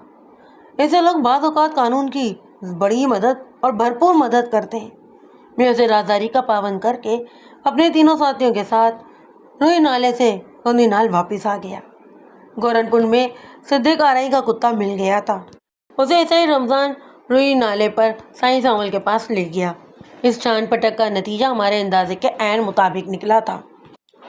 4 महीने पहले चौधरी की बेटी शादो ने सफ़ेद झूठ बोला कि उसे अराइयों के कुत्तों ने काटा है। सवाल का जवाब सिर्फ और सिर्फ शादो ही दे सकती थी। न जाने क्यों इस मौके पर मेरी छठी पुकार कर ये ऐलान करने लगी, और वो ऐलान ये था कि हो न हो शिकारे को चोरी छुपे गोश्त पहुँचाने वाली भी यही शादो है। ये बड़ी अजीब सी बात लगती थी कि वो लड़की जो असलम की सबसे बड़ी मुखालिफ थी एकदम ही इतनी बदल जाए कि अपने ज़ख्म छुपाने लगे और ठंडी ठार रातों में तकलीफ उठाकर उसके कुत्ते को खुराक पहुँचा कर आए। अगर ऐसा हुआ था तो फिर उसकी कोई ख़ास वजह था, ऐसी वजह जो भी किसी की नज़र में नहीं आई थी। यहाँ तक कि शादो के वालिदैन भी उससे बेखबर थे। मैंने अपने ही तौर पर फ़र्ज़ कर लिया कि शादो ही शिकारे को गोश्त पहुँचाती रही है, पर अब सोचने वाली बात यह थी कि वो ऐसा क्यों करती रही। चौधरी की हवेली गांव के मशरकी सिरे पर थी। यहीं से गंदम के खेत वो शुरू हो जाते जो 200-250 गज के आगे जाकर अकबर के खेतों से जाकर मिलते थे। अगर रात के अंधेरे में कोई हवेली से निकले तो फसल के अंदर ही चलता हुआ बड़ी आसानी से अकबर के घर तक भी पहुंच सकता था। 1-2 माह पहले यहाँ कमाद की फसल थी और कमाद में छुपकर आ जाना तो बहुत ही आसान था। अब तो वो दूसरा सवाल ये था कि शादो ताज़ा गोश्त कहाँ से हासिल करती है। क्या ये काम वो अकेली करती थी? नहीं, ये काम वो अकेली नहीं कर सकती थी। यकीनन कोई इसका हमराज होगा। वो उसके ज़रिए किसी भी करीबी गांव से ये गोश्त मंगवाती और अंधेरा होने पर अपने शिकारे तक पहुंचा देती। अगर उसका कोई हमराज मौजूद होता तो फिर यह सोचा जा सकता था कि वही हमराज ये गोश्त शिकारे के सामने फेंक जाता हो। यह हमराज कौन हो सकता था? जाहिर है कोई सहेली या नौकरानी। सहेली से भी ज़्यादा नौकरानी का इम्कान था। मैंने उसी रोज़ गांव की एक चलती फिरती औरत गफूरा नाइन से रब्ता किया, जिस गांव में बड़ी ही काम की औरत थी। साबिका इंस्पेक्टर यहाँ से जाते वक्त मुझे ख़ास तौर पर गफूरा से मिला कर गया था। उसे पूरी तरह एतमाद में लेकर मैंने उसे शादू की टोप पर लगा दिया। मैंने गफूरा से कहा कि वो शादू की सहेलियों और घर की नौकरानियों पर ख़ास और ख़ास नज़र रखे और ये अंदाज़ा लगाए कि उनमें से कौन ऐसी है जो चोरी छुपे गोश्त लाने और शिकारे तक पहुंचाने का काम कर सकती है। बज़ाहिर तो ये सारी ही तफ्तीश कुछ अजीब सी लगती थी, लेकिन मुझे यकीन था कि इसी भागदौड़ से कुछ न कुछ ज़रूर हासिल होगा। और गफूरा ने मुझे अगले ही रोज़ रिपोर्ट भी दे दी। उसने माखू नामी नौकरानी का जिक्र किया और बताया कि ये नौकरानी रोज़ाना गोरनपुर से हवेली में काम करने के लिए यहाँ आती है। हो सकता है कि वही गोश्त लाती हो। ये मालूम करना कोई मुश्किल काम नहीं था कि गोरनपुर में माखू कहाँ रहती है और ये कहाँ से गोश्त खरीदती है। मैंने उसी रोज़ अपने एक हेड कांस्टेबल को गोरनपुर भेजा और हिदायत की कि वो माखू के बारे में सारा पता करके आए। वैसे तो ये काम बिलाल शाह का था, लेकिन वो ज़ख्मी था, इसीलिए हेड कांस्टेबल को भेजना पड़ा। हेड कांस्टेबल था तो होशियार बंदा और अक्सर गोरनपुर आता जाता रहता था, लेकिन उसने 1 घंटे का काम 2 दिनों में किया। बहरहाल उसने उसकी रिपोर्ट बड़ी हौसला अफजा दी और ये इतनी हौसला अफजा थी कि अगर ये काम वो 2-4 दिन में और भी कर लेता तो हमें इस पर खुशी होता। उसने मुझे ये बताकर हैरान कर दिया कि माखो को गोश्त खरीदने के लिए किसी दुकान पर जाने की ज़रूरत ही नहीं। खुद उसका ही बाप कसाई है और घर ही में बकरा या छतरा जुबा करके बेच देता है। हेड कांस्टेबल ने जो तवील रिपोर्ट दी उसका लबे-लुबाब ये था कि कांस्टेबल होशियारी का सबूत देते हुए अपने साथ हथकड़ी भी ले गया। यह हथकड़ी उसने चादर की बगल में छुपाई हुई थी। اس نے ماکھو کی عمر رسیدہ باپ بخشے سے پوچھا کہ ماکھو روزانہ 1.5-2 سیر گوشت حویلی میں لے جاتی تھی، اس گوشت کا وہ کیا کرتی تھی؟ ہیڈ کانسٹیبل نے تو اندھیرے میں تیر چلایا تھا، لیکن یہ تیر بالکل صحیح نشانے پر لگا۔ قصائی بخشے کے چہرے پر آ کر ایک رنگ سا گزر گیا۔ پہلے تو اس نے صاف انکار کیا کہ ماکھو حویلی میں گوشت لے کر جاتی رہی ہے، لیکن جب ہیڈ کانسٹیبل نے اسے ہتھکڑی دکھائی اور پولیس والے اس نے ہتھ کنڈے استعمال کیے تو 70 سالہ بخشے قصائی گھبرا گیا اور اس نے اعتراف کیا کہ ماکھو گوشت چودھری بوٹے کی حویلی میں لے کر جاتی رہی ہے۔ کانسٹیبل نے بخشے سے پوچھا، تمہیں معلوم ہے حویلی میں اس گوشت کا کیا ہوتا تھا؟ بخشے انکار میں سر ہلانے لگا اور بولا، اسے کچھ نہیں معلوم، اسے تو صرف پیسوں سے ہی قرض تھی اور پیسے اسے مل جاتے۔ حویلی میں روزانہ گوشت کیوں پکتا ہے اس بارے میں اس نے کبھی سوچا ہی نہیں۔ کانسٹیبل نے کافی کوشش کی، لیکن اس کے علاوہ بخشے سے اسے کچھ اور معلوم ہی نہ ہو سکا۔ بخشے کا خیال تھا کہ اس کی بیٹی سے کوئی غیر قانونی حرکت ہو گئی ہے، اسی لیے وہ ہیڈ کانسٹیبل سے ماکھو کے لیے بھی رحم کی درخواست کرتا رہا۔ ہیڈ کانسٹیبل نے بخشے کو پابند کیا کہ وہ اس تفتیش کا ذکر ابھی کسی سے نہیں کرے گا، اور گورنپور سے وہ واپس آ گیا۔ ہیڈ کانسٹیبل کی رپورٹ کے بعد میرا گورنپور جانا بہت ضروری ہو گیا۔ اسی روز شام کے بعد میں نے اپنا سرکاری گھوڑا لیا اور گورنپور روانہ ہو گیا۔ یہ تازی یعنی عربی نسل کا بڑا ہی شاندار گھوڑا تھا، اور اس کا ذکر میں پہلے بھی کسی کہانی میں کر چکا ہوں۔ 8 بجے کے بعد میں گورنپور پہنچا۔ ہیڈ کانسٹیبل میرے ساتھ تھا، ہم دونوں ہی سادہ لباس میں تھے۔ ان دنوں 8 بجے دیہات میں تقریباً رات ہی سمجھی جاتی۔ ہم دونوں کسی کی نگاہ میں آئے بغیر بخشے قصائی کے دروازے پر پہنچ گئے۔ دروازہ کھولنے والی خود ماکھو ہی تھی۔ ہمیں دیکھ کر اور پہچان کر اس کی آنکھیں خوف سے پھیل گئیں۔ کسی کے دروازے پر پولیس کا آنا کوئی معمولی بات تو نہیں تھی، اور جب گھر والوں کو یہ بھی ڈر ہو کہ پولیس آئے گی تو پھر دروازہ کھولتے ہوئے جتنا بھی ڈرے کچھ کم ہی ہوتا ہے۔ تو ماکھو کی بھی ذکر یہی حالت ہوئی تھی۔ اس نے کوئی قتل نہیں کیا تھا، لیکن ایک چکر میں پھنس تو گئی تھی۔ گھر میں ماکھو کے علاوہ اس کی چھوٹی بہن اور بوڑھے والدین کے علاوہ اور کوئی نہیں تھا۔ پورے ہی گھر میں ہڈیوں کی بھاس پھیلی ہوئی تھی۔ ایک جگہ کھالیں ڈھیر کی گئی تھی۔ سین میں 2 1.5 عمر بکرے بھی بندھے ہوئے تھے۔ ایک کوٹری نما کمرے میں دیے کی مدھم روشنی تھی، اور ایک بڑھیا ایک بیمار بوڑھے کے سرانے خوفزدہ نظروں سے ہمیں دیکھ رہی تھی۔ میں دیکھتے ہی سمجھ گیا کہ بیمار بوڑھا ماکھو کا باپ بخشے ہے۔ اسے کل رات سے ہی شدید بخار تھا، جیسا کہ بعد میں پتہ چلا کہ یہ بخار ہیڈ کانسٹیبل کی پوچھ گچھ کا نتیجہ تھا۔ بوڑھا بخشا غنودگی کی حالت میں ساری رات بڑبڑاتا رہا کہ اس کی بیٹی بے قصور ہے، اسے تھانے مت لے کر جاؤ۔ کچھ نہیں کیا اس نے۔ مجھے اس بوڑھے کی حالت پر ترس آیا۔ قریب بیٹھ کر میں نے بڑی محبت سے اس کی ڈھانس بندھائی اور کہا کہ اس کی بیٹی پر کوئی آنچ نہیں آئے گی۔ میرا رویہ نرم دیکھ کر بڑے بخشے کی آنکھوں سے آنسو بہہ نکلے، اور اس نے مجھے وہ باتیں بھی بتا دیں جو کل کانسٹیبل سے چھپا لی تھی۔ کہنے لگا، تھانے دار جی، میری بیٹی کا قصور صرف اتنا ہے کہ وہ وہی کرتی رہی ہے جو چودھری بھٹے کی بیٹی اس سے کہتی رہی۔ اس لڑکی کے دماغ میں پتہ نہیں کیا خناس ہے۔ مجھے گوشت اسلم جٹ کے کتے شکارے کے لیے منگواتی تھی، پھر کبھی اسے خود ڈال کر آتی تو کبھی ماکھو کو بھیجتی کہ وہ ڈال کر آ جائے۔ ہم چاروں چودھری کی بیٹی کے علاوہ یہ بات کسی کو معلوم ہی نہیں۔ لوگ یہ سمجھتے ہیں کہ اسلم جٹ کے کتے پر سائیں ساول کا ہاتھ ہے، کچھ کہتے ہیں کہ وہ کتا نہیں کوئی ہوائی شے ہے۔ یہ ساری باتیں 100% جھوٹ ہیں۔ بات صرف اتنی ہے کہ چودھری کی لاڈلی بیٹی اس پر مہربان ہے۔ اس نے ماکھو کو بھی بڑی سختی سے منع کر رکھا تھا کہ وہ اس بارے میں کسی کو بھی نہیں بتائے گی۔ ماکھو تو ہمیں بھی نہیں بتاتی تھی۔ میں نے بڑی مشکل کے ساتھ اس سے یہ باتیں معلوم کی تھی۔ اب ساری بات کھلی گئی تھی۔ میں ماکھو کو تھوڑی دیر کے لیے باہر برآمدے میں لے گیا اور اس سے پوچھ گچھ کی۔ اس نے وہی کچھ بتایا جو اس کا بوڑھا باپ بخشے بتا چکا تھا۔ اس نے میرے سوالوں کا جواب دیتے ہوئے کہا، شادو بی بی میری سہیلی نہیں، مالکن ہے جی۔ مجھے اتنی ہی بات کا پتہ ہوتا ہے جتنی وہ مجھے بتاتی ہیں۔ پہلے وہ اسلم اور اس کتے کی بڑی ہی ویرن تھی۔ اس نے اسلم کو برا بلا بھی کہا تھا، اور پھر اس کے گھر جا کر اس کی ماں سے بھی لڑی تھی، لیکن پھر پتہ نہیں کیا ہوا، اچانک کہ وہ بدل گئی۔ اس نے مجھ سے اسلم کے کتے کے لیے بکرے کا گوشت منگوانا شروع کر دیا اور خود بھی جا کر اسے ڈالنے لگی۔ میرے پاس ایک پتیلی تھی۔ جب پچھلے ٹائم حویلی سے فارغ ہو کر میں واپس گھر جاتی تو اسی پتیلی میں بچہ کچا سالن اور روٹیاں رکھ لیتی۔ صبح حویلی آتے ہوئے اسی پتیلے میں گوشت بھی لے آتی۔ کسی کو پتہ بھی نہیں چلتا تھا کہ گوشت آیا ہے۔ شادو جی گوشت ٹفن کیئر میں ڈال کر بھوسے والی کوٹری میں چھپا دیتی۔ رات کو جب سارے ہی سو جاتے تو شادو چپکے سے اٹھتی اور کماد کے کھیتوں میں سے گزر کر یہ گوشت شکارے کے سامنے پھینک کر آتی۔ اس کی چمڑی میں خوف تو بالکل ہے ہی نہیں، بڑی نڈر لڑکی ہے۔ میں نے کئی بار اسے کہا چھوٹی بیبی رات کو جاتی ہو کوئی ایسی ویسی بات ہو گئی تو کیا ہوگا، پر اس پر کسی بات کا اثر ہی نہیں ہوتا۔ جو بات اس کے دماغ میں گھس جائے بس گھس جاتی ہے۔ کبھی کسی روز جب میں حویلی میں رات گزارتی تھی تو وہ مجھے گوشت ڈالنے کے لیے بھیج دیتی۔ ایک دو بار تو مجھے کھیتوں سے گزرتے ہوئے بڑا ہی ڈر لگا، لیکن پھر عادت سی ہو گئی۔ ماکو کا بیان بڑا ہی عجیب و غریب اور دلچسپ تھا۔ ایسے واقعات عام طور پر دیکھنے میں نہیں آتے، لیکن دور دراز دیہاتیوں میں لوگوں کے کمزور عقیدے اس سے بھی بڑے بڑے کرشمے دکھاتے ہیں۔ میں نے ماکو سے کہا 4 مہینے پہلے شادو کو ایک کتے نے کاٹا تھا۔ وہ کہتی تھی کہ گورن پور میں ارائیوں کے کتے نے اسے کاٹا ہے۔ کیا واقعی ایسا ہوا تھا؟ ماکو نے پاؤں کے زمین سے انگوٹھے کو کھلچتے ہوئے کہا مجھے اس بارے میں کچھ ٹھیک طرح سے نہیں پتا۔ وہ کچھ کہتے کہتے چپ ہوئی۔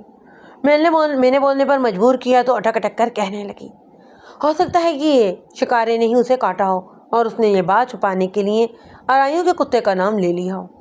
میں نے پوچھا کیا خیال ہے تمہارا، کہیں اسلم اور شادو میں یہ میل جول تو نہیں ہو گیا؟ وہ اس سوال پر کانپ سی گئی، ہکلا کر بولی تھانے دار ہیں آپ، میں نے آپ سے کوئی جھوٹ نہیں بولا اور نہ ہی اب بولوں گی۔ مجھے اس بارے میں کچھ نہیں پتا، ورنہ چودھری صاحب منہ دکھانے کے قابل نہیں رہیں گے۔ اللہ کرے ایسی کوئی بات ہی نہ ہو۔ آخری الفاظ کہتے کہتے ماکو کا چہرہ شرم سے سرخ ہو گیا۔ میں نے تقریباً 2 گھنٹے بخشو کا سائے گھر میں گزارے اور ان لوگوں سے جو کچھ بھی معلوم ہو سکتا تھا کر لیا۔ مجھے اندازہ ہو رہا تھا کہ اب وہ تو جلدی سلجھنے والی ہیں۔ بس اگر کسی طرح یہ پتہ چل جاتا کہ شادو اچانک اسلم اور اس کتے پر مہربان کیوں ہوئی تھی تو ساری کی ساری کڑیاں آپس میں مل جانی تھی۔ وہ ایک چاندنی شام تھی۔ جی ہاں، رات کے علاوہ شام بھی چاندنی ہوتی ہے۔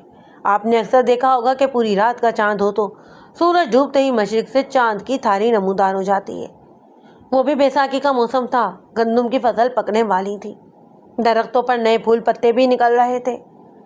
کھانا کھانے کے بعد میں نے چودھری بوٹے کی حویلی کا رخ کیا۔ آج میں اسے نہایت ہی اہم بات چیت کرنے جا رہا تھا۔ چودھری گھر میں ہی موجود تھا، اس نے شربت وغیرہ سے میری تواضع کی، پھر ہم حویلی کی بیٹھک میں آ بیٹھے۔ چودھری کے دونوں بیٹے شہر گئے ہوئے تھے۔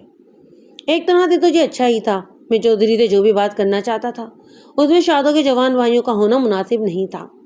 جوان خون ذرا جلد ہی جوش مارتا ہے اور بند کمروں میں کی جانے والی بات بھی گلی کوچوں میں گونجنے لگتی ہے۔ میں نے بڑی احتیاط کے ساتھ چودھری سے گفتگو کا آغاز کیا اور اشاروں کنائیوں میں بڑی نرمی کے ساتھ اسے سمجھایا کہ اس کی لاڈلی پتری اب اتنی چھوٹی بھی نہیں رہی جتنا وہ سمجھ رہا ہے۔ میں نے اسے بتایا کہ اس پر نگاہ رکھنے کی ضرورت ہے، بلکہ بہتر ہے کہ وہ اس کا رشتہ وغیرہ دیکھے اور اس کے ہاتھ پیلے کرنے کی فکر کرے۔ چودھری نے گھبرا کر پوچھا کہ میں اس سے یہ باتیں کیوں کر رہا ہوں۔ میں نے چودھری سے کہا ابھی تو خطرے والی بات نظر نہیں آتی، مگر ہو سکتا ہے کہ خطرہ وغیرہ پیدا ہو جائے۔ میرے علم میں یہ بات آئی کہ شادو رات کو چوری چھپے حویلی سے نکلتی ہے اور اکبرے کے گھر تک جاتی ہے۔ میرے اس انکشاف نے تو چودھری کو لال پیلا کر دیا، یوں لگا جیسے وہ مجھ پر جھپٹ پڑے گا، لیکن پھر اس نے خود کو سنبھالا اور سرد لہجے میں بولا نواز خان ہوش کی بات کرو، ہوش کی بات۔ کیا کہہ رہے ہو تم؟ کیا کرنے جاتی ہے میری دھی اکبر کے گھر میں؟ ہاں، ان کے کتے کو گوشت ڈالنے۔ میں نے پورے یقین کے ساتھ جواب دیا گوشت ڈالنے؟ ہاں، گوشت ڈالنے، اور یہ کوئی 1-2 دن کی بات نہیں، پچھلے پورے 4 ماہ سے ہو رہا ہے یہ۔ بتاؤ تمہارے یا تمہارے بیٹوں کو کانوں کان خبر ہوئی؟ اسی لیے تو کہہ رہا ہوں کہ شادو اب بچی نہیں بڑی ہو چکی ہے۔ چودھری سر پٹا کر رہ گیا، اس کی حالت بڑی عجیب ہو رہی تھی، لگتا تھا کہ میری ذہنی صحت پر وہ شک کر رہا ہے۔ بھاری بھرکم آواز میں بولا تھانے دار یہ کیا باتیں کر رہے ہو تم؟ میری تو کچھ سمجھ میں ہی نہیں آ رہا۔ میں نے کہا ابھی تمہیں حیران کر دینے والی کچھ اور باتیں بھی ہیں۔ 4-5 ماہ پہلے شادو کو جس کتے نے کاٹا تھا وہ ارائیوں کا کتا نہیں، وہ یہی شکارا تھا جو اکبر کے گھر میں بند رہتا تھا اور اب ایسا ہی پراچا کے گھر میں ہے۔ چودھری کے چہرے پر ایک رنگ آ رہا تھا اور دوسرا جا رہا تھا۔ میں نے اس کی الجھن دور کرنے کے لیے شروع سے لے کر آخر تک جو کچھ بھی مجھے معلوم تھا اسے سنا دیا۔ چودھری بھی آخر چودھری تھا، بجائے اس کے کہ وہ مجھے اپنا خیر خواہ سمجھتا، میری باتوں پر اعتبار کرتا، وہ آگ بگولا ہو گیا۔ کہنے لگا تھانے دار تم لوگ میری معصوم دھی پر الزام لگا رہے ہو، پتہ نہیں کس کے لگائی بجھائی میں آ کر یہ کام کر رہے ہو تم لوگ۔ ٹھہرو پوچھتا ہوں میں شادو سے۔ وہ بڑی تیز قدموں سے اندر چلا گیا۔ پتری او پتری، اس کی آوازیں آنے لگیں۔ ہاں ابا، کہیں اندر سے شادو کی بہت ہی باریک اور سلیسی آواز ابھری۔ اس کے ساتھ ہی کمرے کا دروازہ بند ہو گیا۔ یہ دروازہ تقریباً 15 منٹ بعد کھلا۔ चौधरी का चेहरा तो बसतुल लाल बबू का ही हो रहा था। उसने तेज भरी नजरों से मुझे घूरा और मोड़े पर ढेर होकर हुक्के के तवील कश लेते हुए बोला, इस हरामजादी कमजाद ने झूठ बोला है, इल्जाम लगाया है मेरी धी पर। मैं टुकड़े करवा दूंगा उसके और उसके बाप के भी। मैं समझ गया कि चौधरी माँ को और उसके बाप का जिक्र खैर हो रहा है। यकीनन शादू ने कोई भी इल्जाम तस्लीम करने से इनकार किया और चौधरी ने लाडलो बेटी की सफाई को दिलो जान से कबूल कर लिया। मैंने कहा, चौधरी तुम सियाने बियाने होकर बच्चों जैसी बातें कर रहे हो। माखो और उसके बाप का इसमें क्या कसूर है? वो दोनों तो जुबान ही नहीं खोल रहे थे। ये तो मुझे पता है कि मैंने कितनी मुश्किल से तुम्हें बोलने पर मजबूर किया। तो क्यों तुम पड़े हुए हो मेरी बेटी के पीछे? क्यों राग डालना चाहते हो हमारे सरों पर? नवाज खान, एक बात मैं तुम्हें साफ साफ बता रहा हूँ, मेरी बेटी बिल्कुल बेकसूर है और ये सारे कसर चक्कर हमारे किसी दुश्मन का चलाया हुआ है और तुम इस चक्कर में आ रहे हो। और कोई बात नहीं है, इस मामले को ख़त्म कर दो वरना हमारा और तुम्हारा बहुत नुकसान होगा इसमें।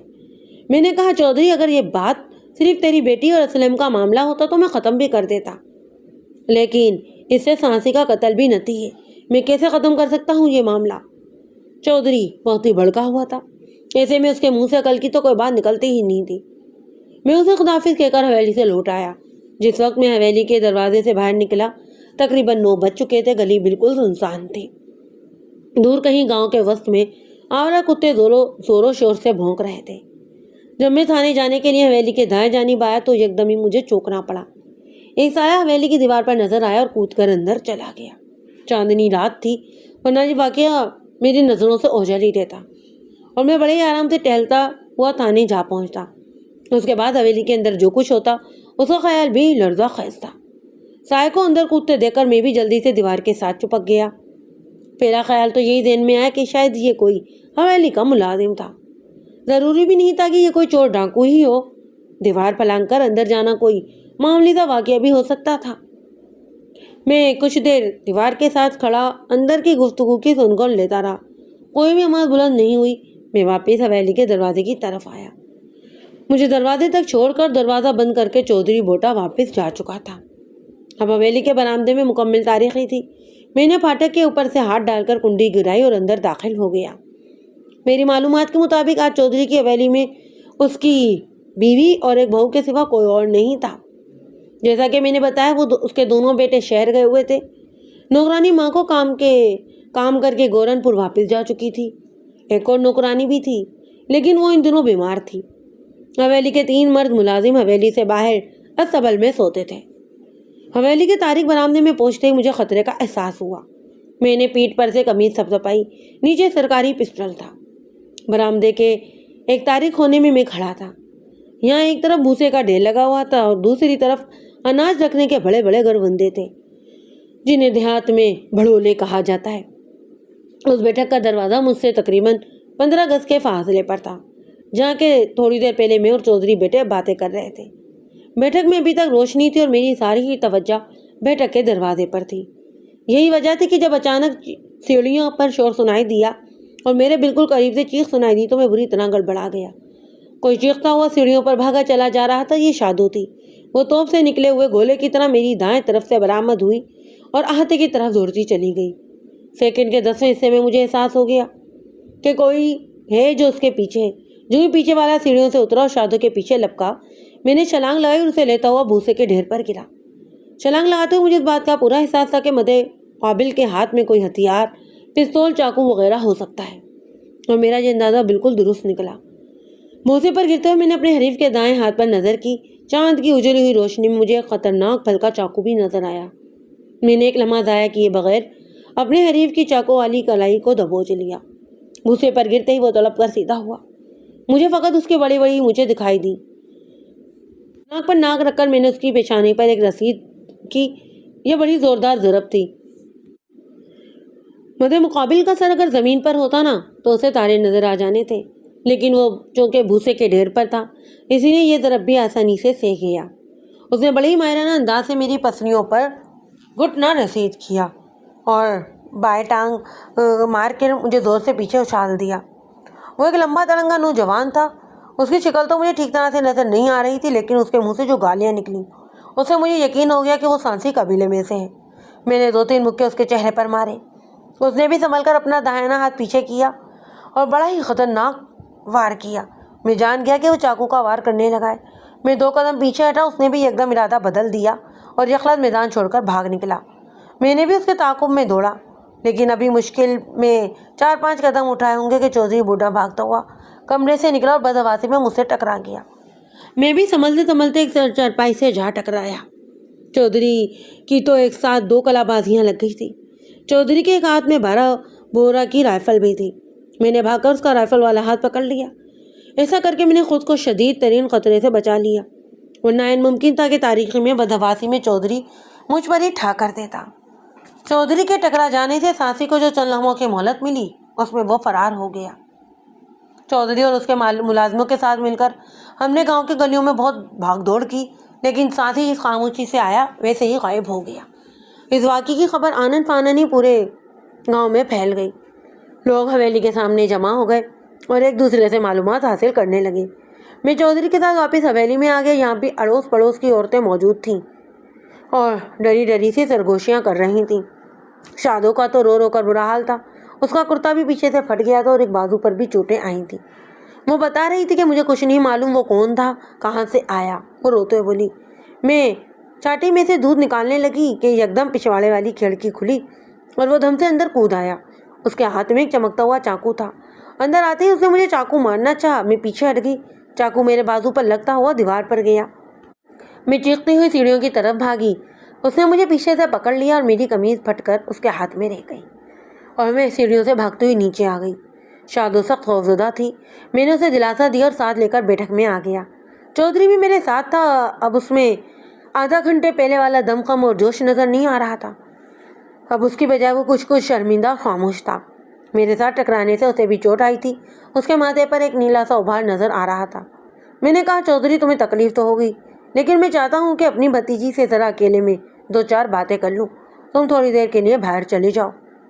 کوئی اور موقع ہوتا تو شاید چودھری ہرگز میری بات پر کان بھی نہ دھرتا، لیکن تھوڑی دیر پہلے جو تماشا وہ یہاں دیکھ چکا تھا، اس کے بعد وہ کافی بدلا نظر آتا۔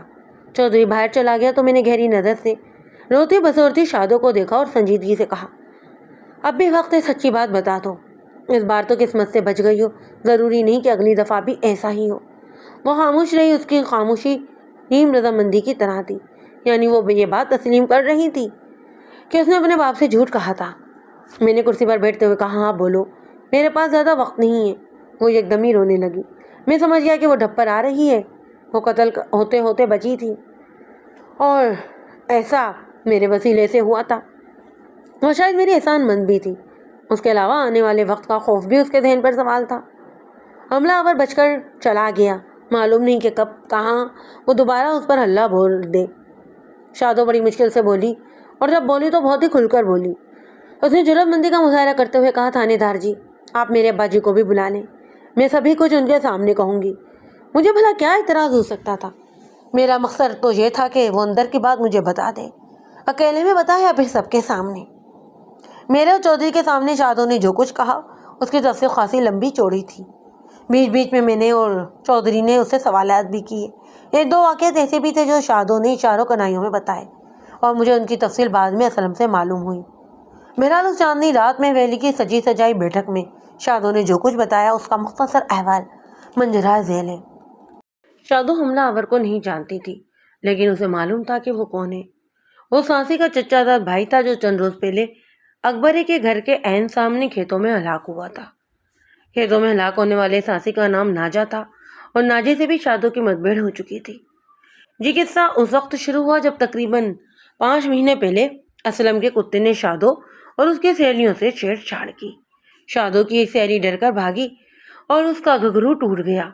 شادو اسلم پر اور بعد میں اس کی ماں پر بہت بھرم ہوئی اور حسب عادت ان کو بے نغز سنائی۔ اس واقعے سے صرف 1 ہی ہفتے بعد کی بات ہے۔ چاندنی رات میں ڈیگ نالے کے کنارے لڑکیوں نے کھیلنے کودنے کا پروگرام بنا رکھا تھا۔ پنجابی میں اسے گدا ڈالنا کہتے ہیں۔ شادو کے والدین اسے باہر نکلنے سے روکتے تھے، لہذا جب عشاء کے بعد سب سو گئے تو وہ چپکے سے نکلی اور سہیلیوں میں پہنچ گئی۔ 1-2 گھنٹے ناچ گا کر لڑکیاں اپنے گھروں کو واپس روانہ ہو گئی۔ شادو بھی اپنی ایک سہیلی کے ساتھ لوٹی۔ سہیلی کا گھر گاؤں سے باہر ہی تھا۔ وہ اپنے گھر میں داخل ہو گئی تو شادو اپنے گھر کی طرف چل دی۔ شادو کی سہری نے کہا بھی کہ وہ اکیلی نہ جائے، وہ اور اس کی ماں اسے چھوڑ کر آ جاتی ہے، لیکن وہ اس احتیاط کو کسی خاطر میں ہی نہ لائی اور تیز تیز قدم اٹھاتی ہوئی اپنے گھر کی طرف چل دی۔ گھر وہاں سے کچھ ہی فاصلے پر تھا اور گاؤں کی آبادی تقریباً 1 فلانگ کی دوری پر تھی۔ شادو اس سے پہلے بھی کئی بار راڑے مارتے ہوئے یہ فاصلہ طے کر چکی تھی، لیکن آج معاملہ کچھ اور تھا۔ جو ہی وہ اپنی حویلی کی طرف مڑنے کے لیے اکبر اور اسلم کے کھیتوں میں پہنچی، وہاں سے ایک کماد سے 2 آدمی نکلے اور اسے زبردستی کرنے لگے۔ وہ دونوں ہی آدمی لمبے تلنگے تھے اور انہوں نے اپنے چہرے بھی پگڑیوں میں چھپا رکھے تھے۔ ایک شخص نے شادو کا منہ بند کر لیا اور دوسرا اسے گرانے کی کوشش کرنے لگا۔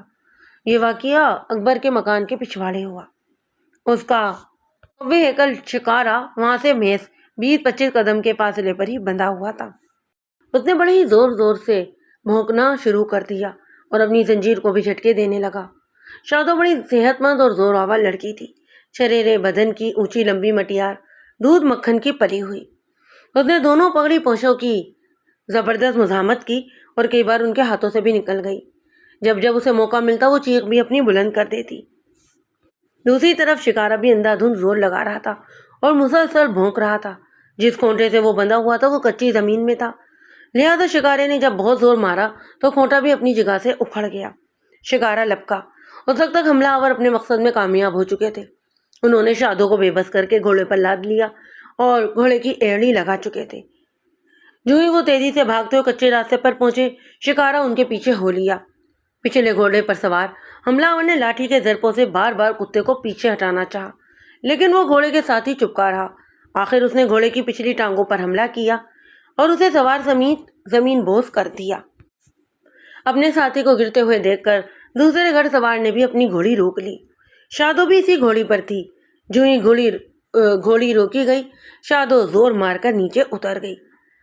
گھوڑی سوار نے بھی ساتھ ہی چھلانگ لگا دی۔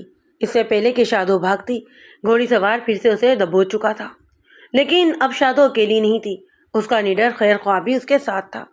اونچا لمبا برق رفتار شکارا بلند ناگانی کی طرح حملہ آور پر چپٹا اور اپنا جمڑا اس کی رانوں میں گھسا دیا۔ حملہ آور نے بڑی لرزہ خیز چیخ ماری اور لٹک کر گرا۔ گھوڑی سوار کا ساتھی لوہے کی میخنیوں والی لاٹھی سوند کر شکارے پر پل پڑا۔ اسی دوران شادو نے بھاگتے قدموں کی آواز سنی۔ یہ اسلم تھا۔ وہ اپنے کتے کی آواز سے جاگا تھا اور بھاگتا ہوا موقع پر پہنچ گیا۔ اس کے ہاتھ میں بھی لاٹھی تھی۔ آتے کے ساتھ ہی وہ حملہ آوروں سے بھیڑ گیا۔ دونوں میں کچھ دیر زبردست لٹ بازی ہوئی، پھر اچانک پگڑی پوش لٹ باز نے میدان چھوڑ دیا۔ وہ تیزی سے بھاگا اور کماد کے اونچے نیچے کھیتوں میں گم ہو گیا۔ شکارا موقع پر موجود نہیں تھا، ورنہ وہ اسے ضرور پکڑ لیتا۔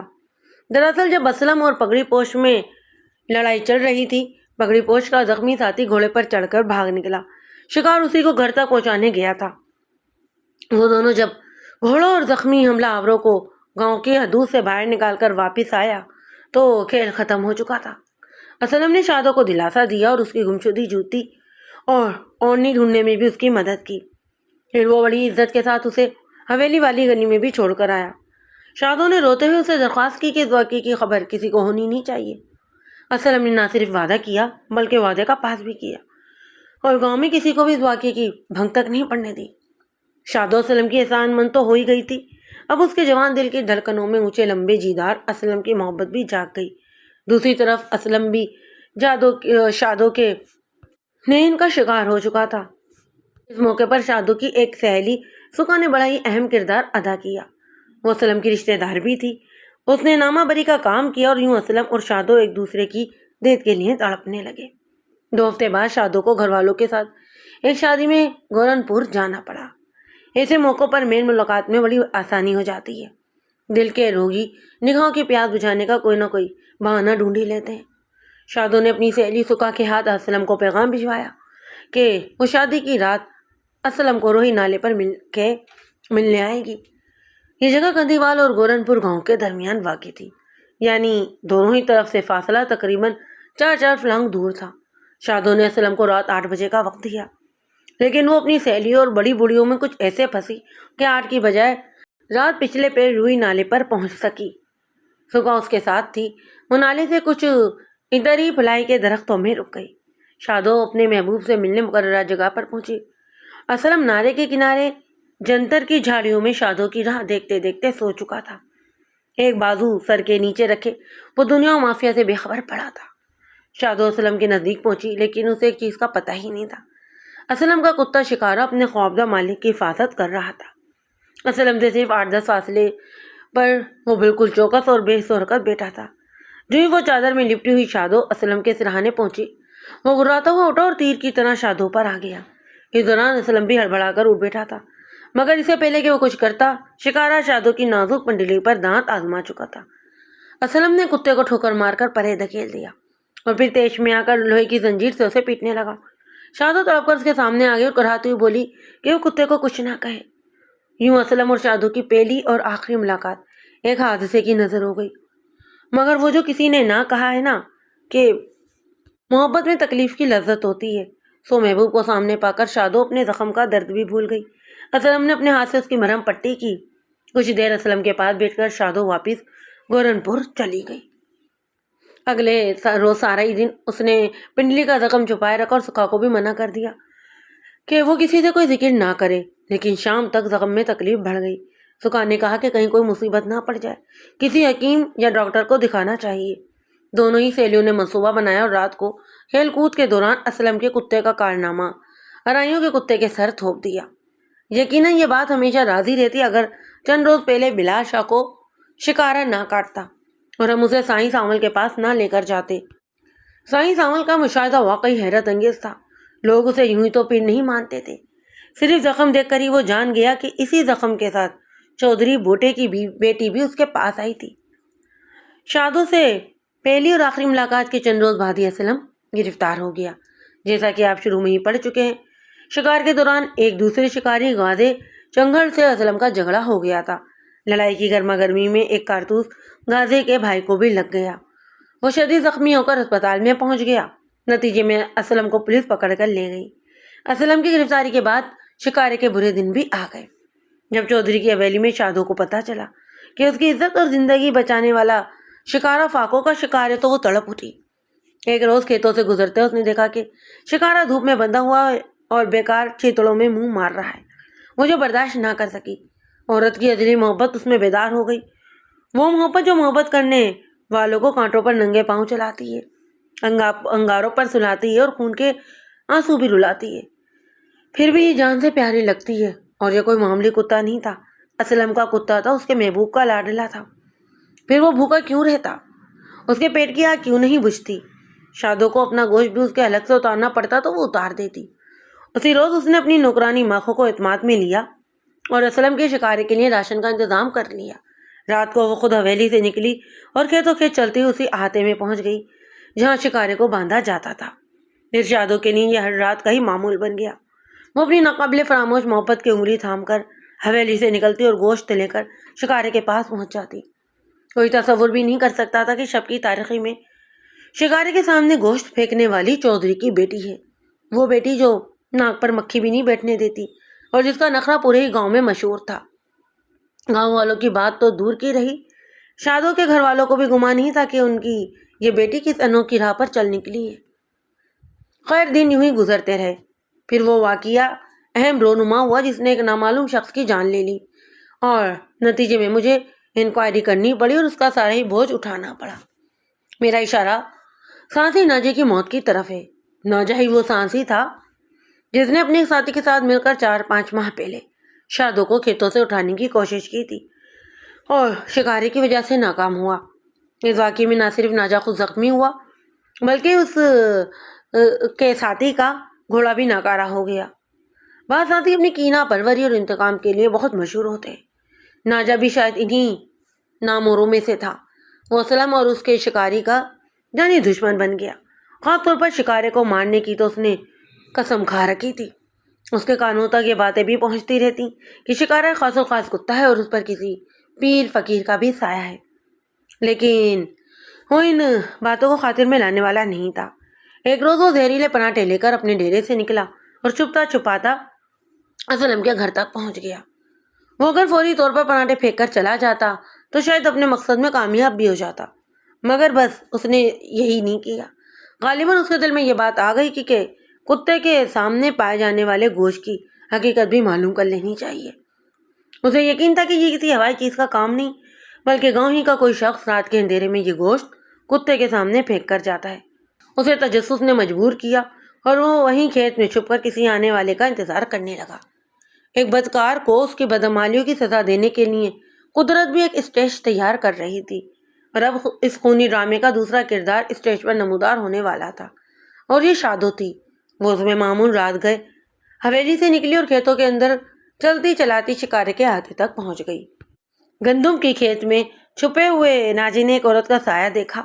وہ ہاتھ میں ایک ٹفن کیئر لیے بڑے ہی محتاط طریقے سے شکارے کی طرف بڑھ رہی تھی۔ اس کی بو سونگتے ہی شکارے نے بڑی ہی محبت سے گرانا بھی شروع کر دیا۔ وہ عورت ناجے کے قریب سے گزری تو اس نے پہچان لیا، وہ شادو تھی۔ وہ شادو جس پر ناجی نے اپنے دانت کھٹے کیے ہوئے تھے، وہ اس شب کی تاریخ میں بالکل اکیلی ان سنسان کھیتوں میں موجود تھی۔ ناجی نے اس کے حسین سراپے کو گھورا اور اس کے اندر کا شیطان ایک انگڑائی لے کر بھی بیدار ہو گیا۔ اس کے دو دشمن یعنی شکارا اور شادو ایک ہی مقام پر اکٹھے ہو گئے تھے۔ اس نے سب سے پہلے شادو سے نپٹنے کا فیصلہ کیا۔ یکدم وہ کسی عفریت کی طرح گندم کے کھیت میں سے نکلا اور شادو پر پل پڑا۔ ایک پہلوانی داؤ استعمال کرتے ہوئے اس نے شادو کو چارے کے اونچے کھیت میں گرا لیا اور بھوکے بھیڑیے کی طرح بھوننے لگا۔ ایک بار پھر وہی چند ماہ پہلے کا منظر دہرایا جا رہا تھا، لیکن آج فرق یہ تھا کہ شادو کے ساتھ ہونے والی دست درازی شکارے کی نگاہوں سے اوجھل تھی۔ ویسے بھی وہ ایک مضبوط زنجیر سے بندھا ہوا تھا اور اس کا ہاتھے میں سے باہر نکلنا ناممکن تھا۔ عین ممکن تھا کہ شادو بازو کے پنجے میں پھنسی ہوئی چڑیا کی طرح پھڑپڑا کر رہ جاتی، لیکن قدرت نے ایک بار پھر اس کی مدد کی۔ اس نے اپنے پاؤں کی ٹھوکر سے ناجے کے جسم کے ایک نازک حصے پر ضرب لگائی، اور جب وہ تکلیف سے دھرا کر گھٹنوں کے بل گرا تو اس نے ایک ڈبل اینٹ دونوں ہاتھوں میں اٹھا کر پوری قوت سے ناجے کے سر پر دے ماری۔ یہ اینٹ ناجے کی عین کنپوٹے بل لگی اور وہ تڑپ کر اوندھے منہ گر پڑا۔ شادو نے دیکھا کہ اس کی کنپٹی لہو لہان ہے۔ وہ جان گئی کہ اس کی حالت خطرے میں۔ اس نے اپنا ٹفن کیئر اٹھایا اور بھاگتی ہوئی حویلی میں پہنچ گئی۔ اینٹ کی طرف ساتھ ہی ناجے کے لیے جان لیوا ثابت ہوئی، اور وہ وہیں گندم کے کھیت میں اپنے زہریلے پرانٹوں کی پوٹلی کے نزدیک ہی ہلاک ہو گیا۔ بعد ازاں علی صبح اسلم کے بڑے بھائی اکبر نے اسے گندم کے کھیت میں مرے ہوئے پایا۔ لاش کے پاس ہی اس کا جوتا پڑا تھا۔ بعد ازاں گریبان سے ٹوٹنے والے 2 بٹن بھی ملے۔ اسلم کے بڑے بھائی اکبر کو دھمکیاں میں خط ارسال کرنے والا ناجے کا چچا زاد بھائی راج تھا۔ جب شادو پر پہلی مرتبہ دست درازی ہوئی تو ناجے کا ساتھ راج ہی دے رہا تھا۔ راج ہی کا گوڑا شکارے کے دانتوں سے ناکارہ ہوا تھا۔ جب بعد میں ناجا خود بھی ہلاک ہو گیا تو راج کا غصہ انتہا کو پہنچ گیا۔ وہ اور ناجا دونوں ایک ساتھ جیل سے بھاگے ہوئے تھے۔ لڑائی مار کٹائی ان کا پیشہ اور جرم اور اوڑھنا بچھونا تھا۔ راج نے یہی سمجھا کہ ناجے کو ہلاک کرنے والا اکبر ہے، لہٰذا اس نے اکبر اور اس کے اہل خانوں کو سبق سکھانے کا فیصلہ کیا۔ اس موقع پر اکبر نے عقل مندی کا ثبوت دیا اور دھمکی آمیز خط ملتے ہی اپنے بال بچوں سمیت بڑی خاموشی کے ساتھ گجران والا چلا گیا۔ راج نے اکبر کے موقع سے غائب دیکھا تو اس کا انتقام کا دریا شادو کی طرف بہہ نکلا۔ اس نے سوچا فساد کی اصل جڑ تو یہی لڑکی ہے۔ آخر اس چاندنی رات میں وہ خنجر سے مسلح ہو کر چودھری بھوٹے کی حویلی میں گھس گیا اور شادو کی زندگی چھیننے کی بھرپور کوشش کی۔ اتفاقاً میں بھی وہاں موجود تھا۔ راج کی کوشش ناکام ہوئی، لیکن اس سے اسے فائدہ ضرور حاصل ہو گیا۔ شادو یہ سمجھی کہ اس کا بھیس کھل گیا اور سانسی یہ جان چکے ہیں کہ ناجے کی موت کو گھاٹ اتارنے والی ہوئی ہے اور وہ اسے زندہ نہیں چھوڑیں گے۔ یوں شادو نے اپنی چپ کا روزہ توڑ دیا اور وہ سب کچھ ہمیں بتا دیا جو وہ اب تک بڑی ہوشیاری سے چھپاتی رہی تھی۔ میرے خیال میں یہاں اس وضاحت کی ضرورت تو نہیں کہ غازہ چنگڑ اس ساری معاملے میں بے قصور تھا۔ مجھے شادو کو مجبوراً گرفتار کرنا پڑا کیونکہ وہ خود اس قتل کا اعتراف کر چکی تھی۔ ویسے یہ کیس بہت ہی کمزور تھا، یہ قتل عمد نہیں تھا۔ ایک تو موت اتفاقاً وہاں پہنچ گئی، دوسرے شادو نے ناجے کو جو ضرب لگائی تھی وہ حفاظت خود اختیاری میں لگائی گئی، یعنی چالن مکمل کر کے عدالت میں پیش کر دیا۔ چند ہی پیشیوں میں عدالت نے دلشاد عرف شادو کو اس الزام سے باعزت بری کروا دیا۔ قدرت جو کچھ کرتی ہے نا بہتر ہی کرتی ہے۔ شاید شادو قتل کے کیس میں گرفتار نہ ہوتی تو اسے اپنی منزل بھی نہ ملتی، کیونکہ وہ ایک چودھری کی بیٹی تھی اور اونچی ذات سے تعلق رکھتی تھی۔ اسلم اس کے مقابلے میں ایک چھوٹا زمیندار تھا، پھر وہ جیل بھی بھگت رہا تھا۔ شادو کے والدین کبھی بھی اپنی بیٹی کا ہاتھ اس کے ہاتھ میں نہ دیتے۔ مگر شادو کے جیل چلے جانے سے اب حساب برابر ہو گیا۔ لڑکی چاہے کتنی پاک صاف اور اعلیٰ اخلاق کی مالک کیوں نہ ہو، کسی بھی وجہ سے اگر ایک بار جیل چلی جائے تو مناسب رشتے دار دروازے پر دستک نہیں دیتا۔ شادو کے ساتھ بھی اب یہی کچھ ہونا تھا، لہٰذا اس کے والدین نے اس موقع پر بڑی عقل مندی کا ثبوت دیا۔ اسلم اور شادو کے گھرانے میں اندر ہی اندر رشتے کی بات چیت ہوئی اور ان دونوں کا رشتہ بھی طے ہو گیا۔ چودھری نے تو اپنی طرف سے بدنامی کی گٹری اٹھا کر اسلم کے سین میں پھینک دی، لیکن اسلم کے لیے یہ گٹری دنیا کا سب سے قیمتی بوجھ تھا۔ وہ اس بوجھ کو سر پر اٹھا کر ساری زندگی خوشی سے ناچ سکتا تھا۔ اس کہانی کا آخری کردار تھا ناجے کا چچا زاد بھائی راج۔ شادو کی رہائی کے لیے چند ہفتے بعد وہ اپنی موت آپ ہی مر گیا۔ جیسا کہ میں نے بتایا وہ مفرور تھا اور جرائم پیشہ لوگوں کے ساتھ پوٹوہار کے علاقے میں گھومتا رہتا تھا۔ ان دنوں پوٹوہار کے اندرونی علاقے میں کبھی کبھار بھیڑیے بھی آ جاتے۔ کہا جاتا ہے کہ وہ کہیں جاتے ہوئے منگلا کے قریب گھوڑے سے گر کر زخمی ہو گیا۔ رات کے وقت بھیڑیے اور گیدڑ اسے چیڑ پھاڑ کر کھا گئے۔ صبح لاش کے نام پر لوگوں کو اس کا سر اور کچھ بچی کچی ہڈیاں ملی تھیں۔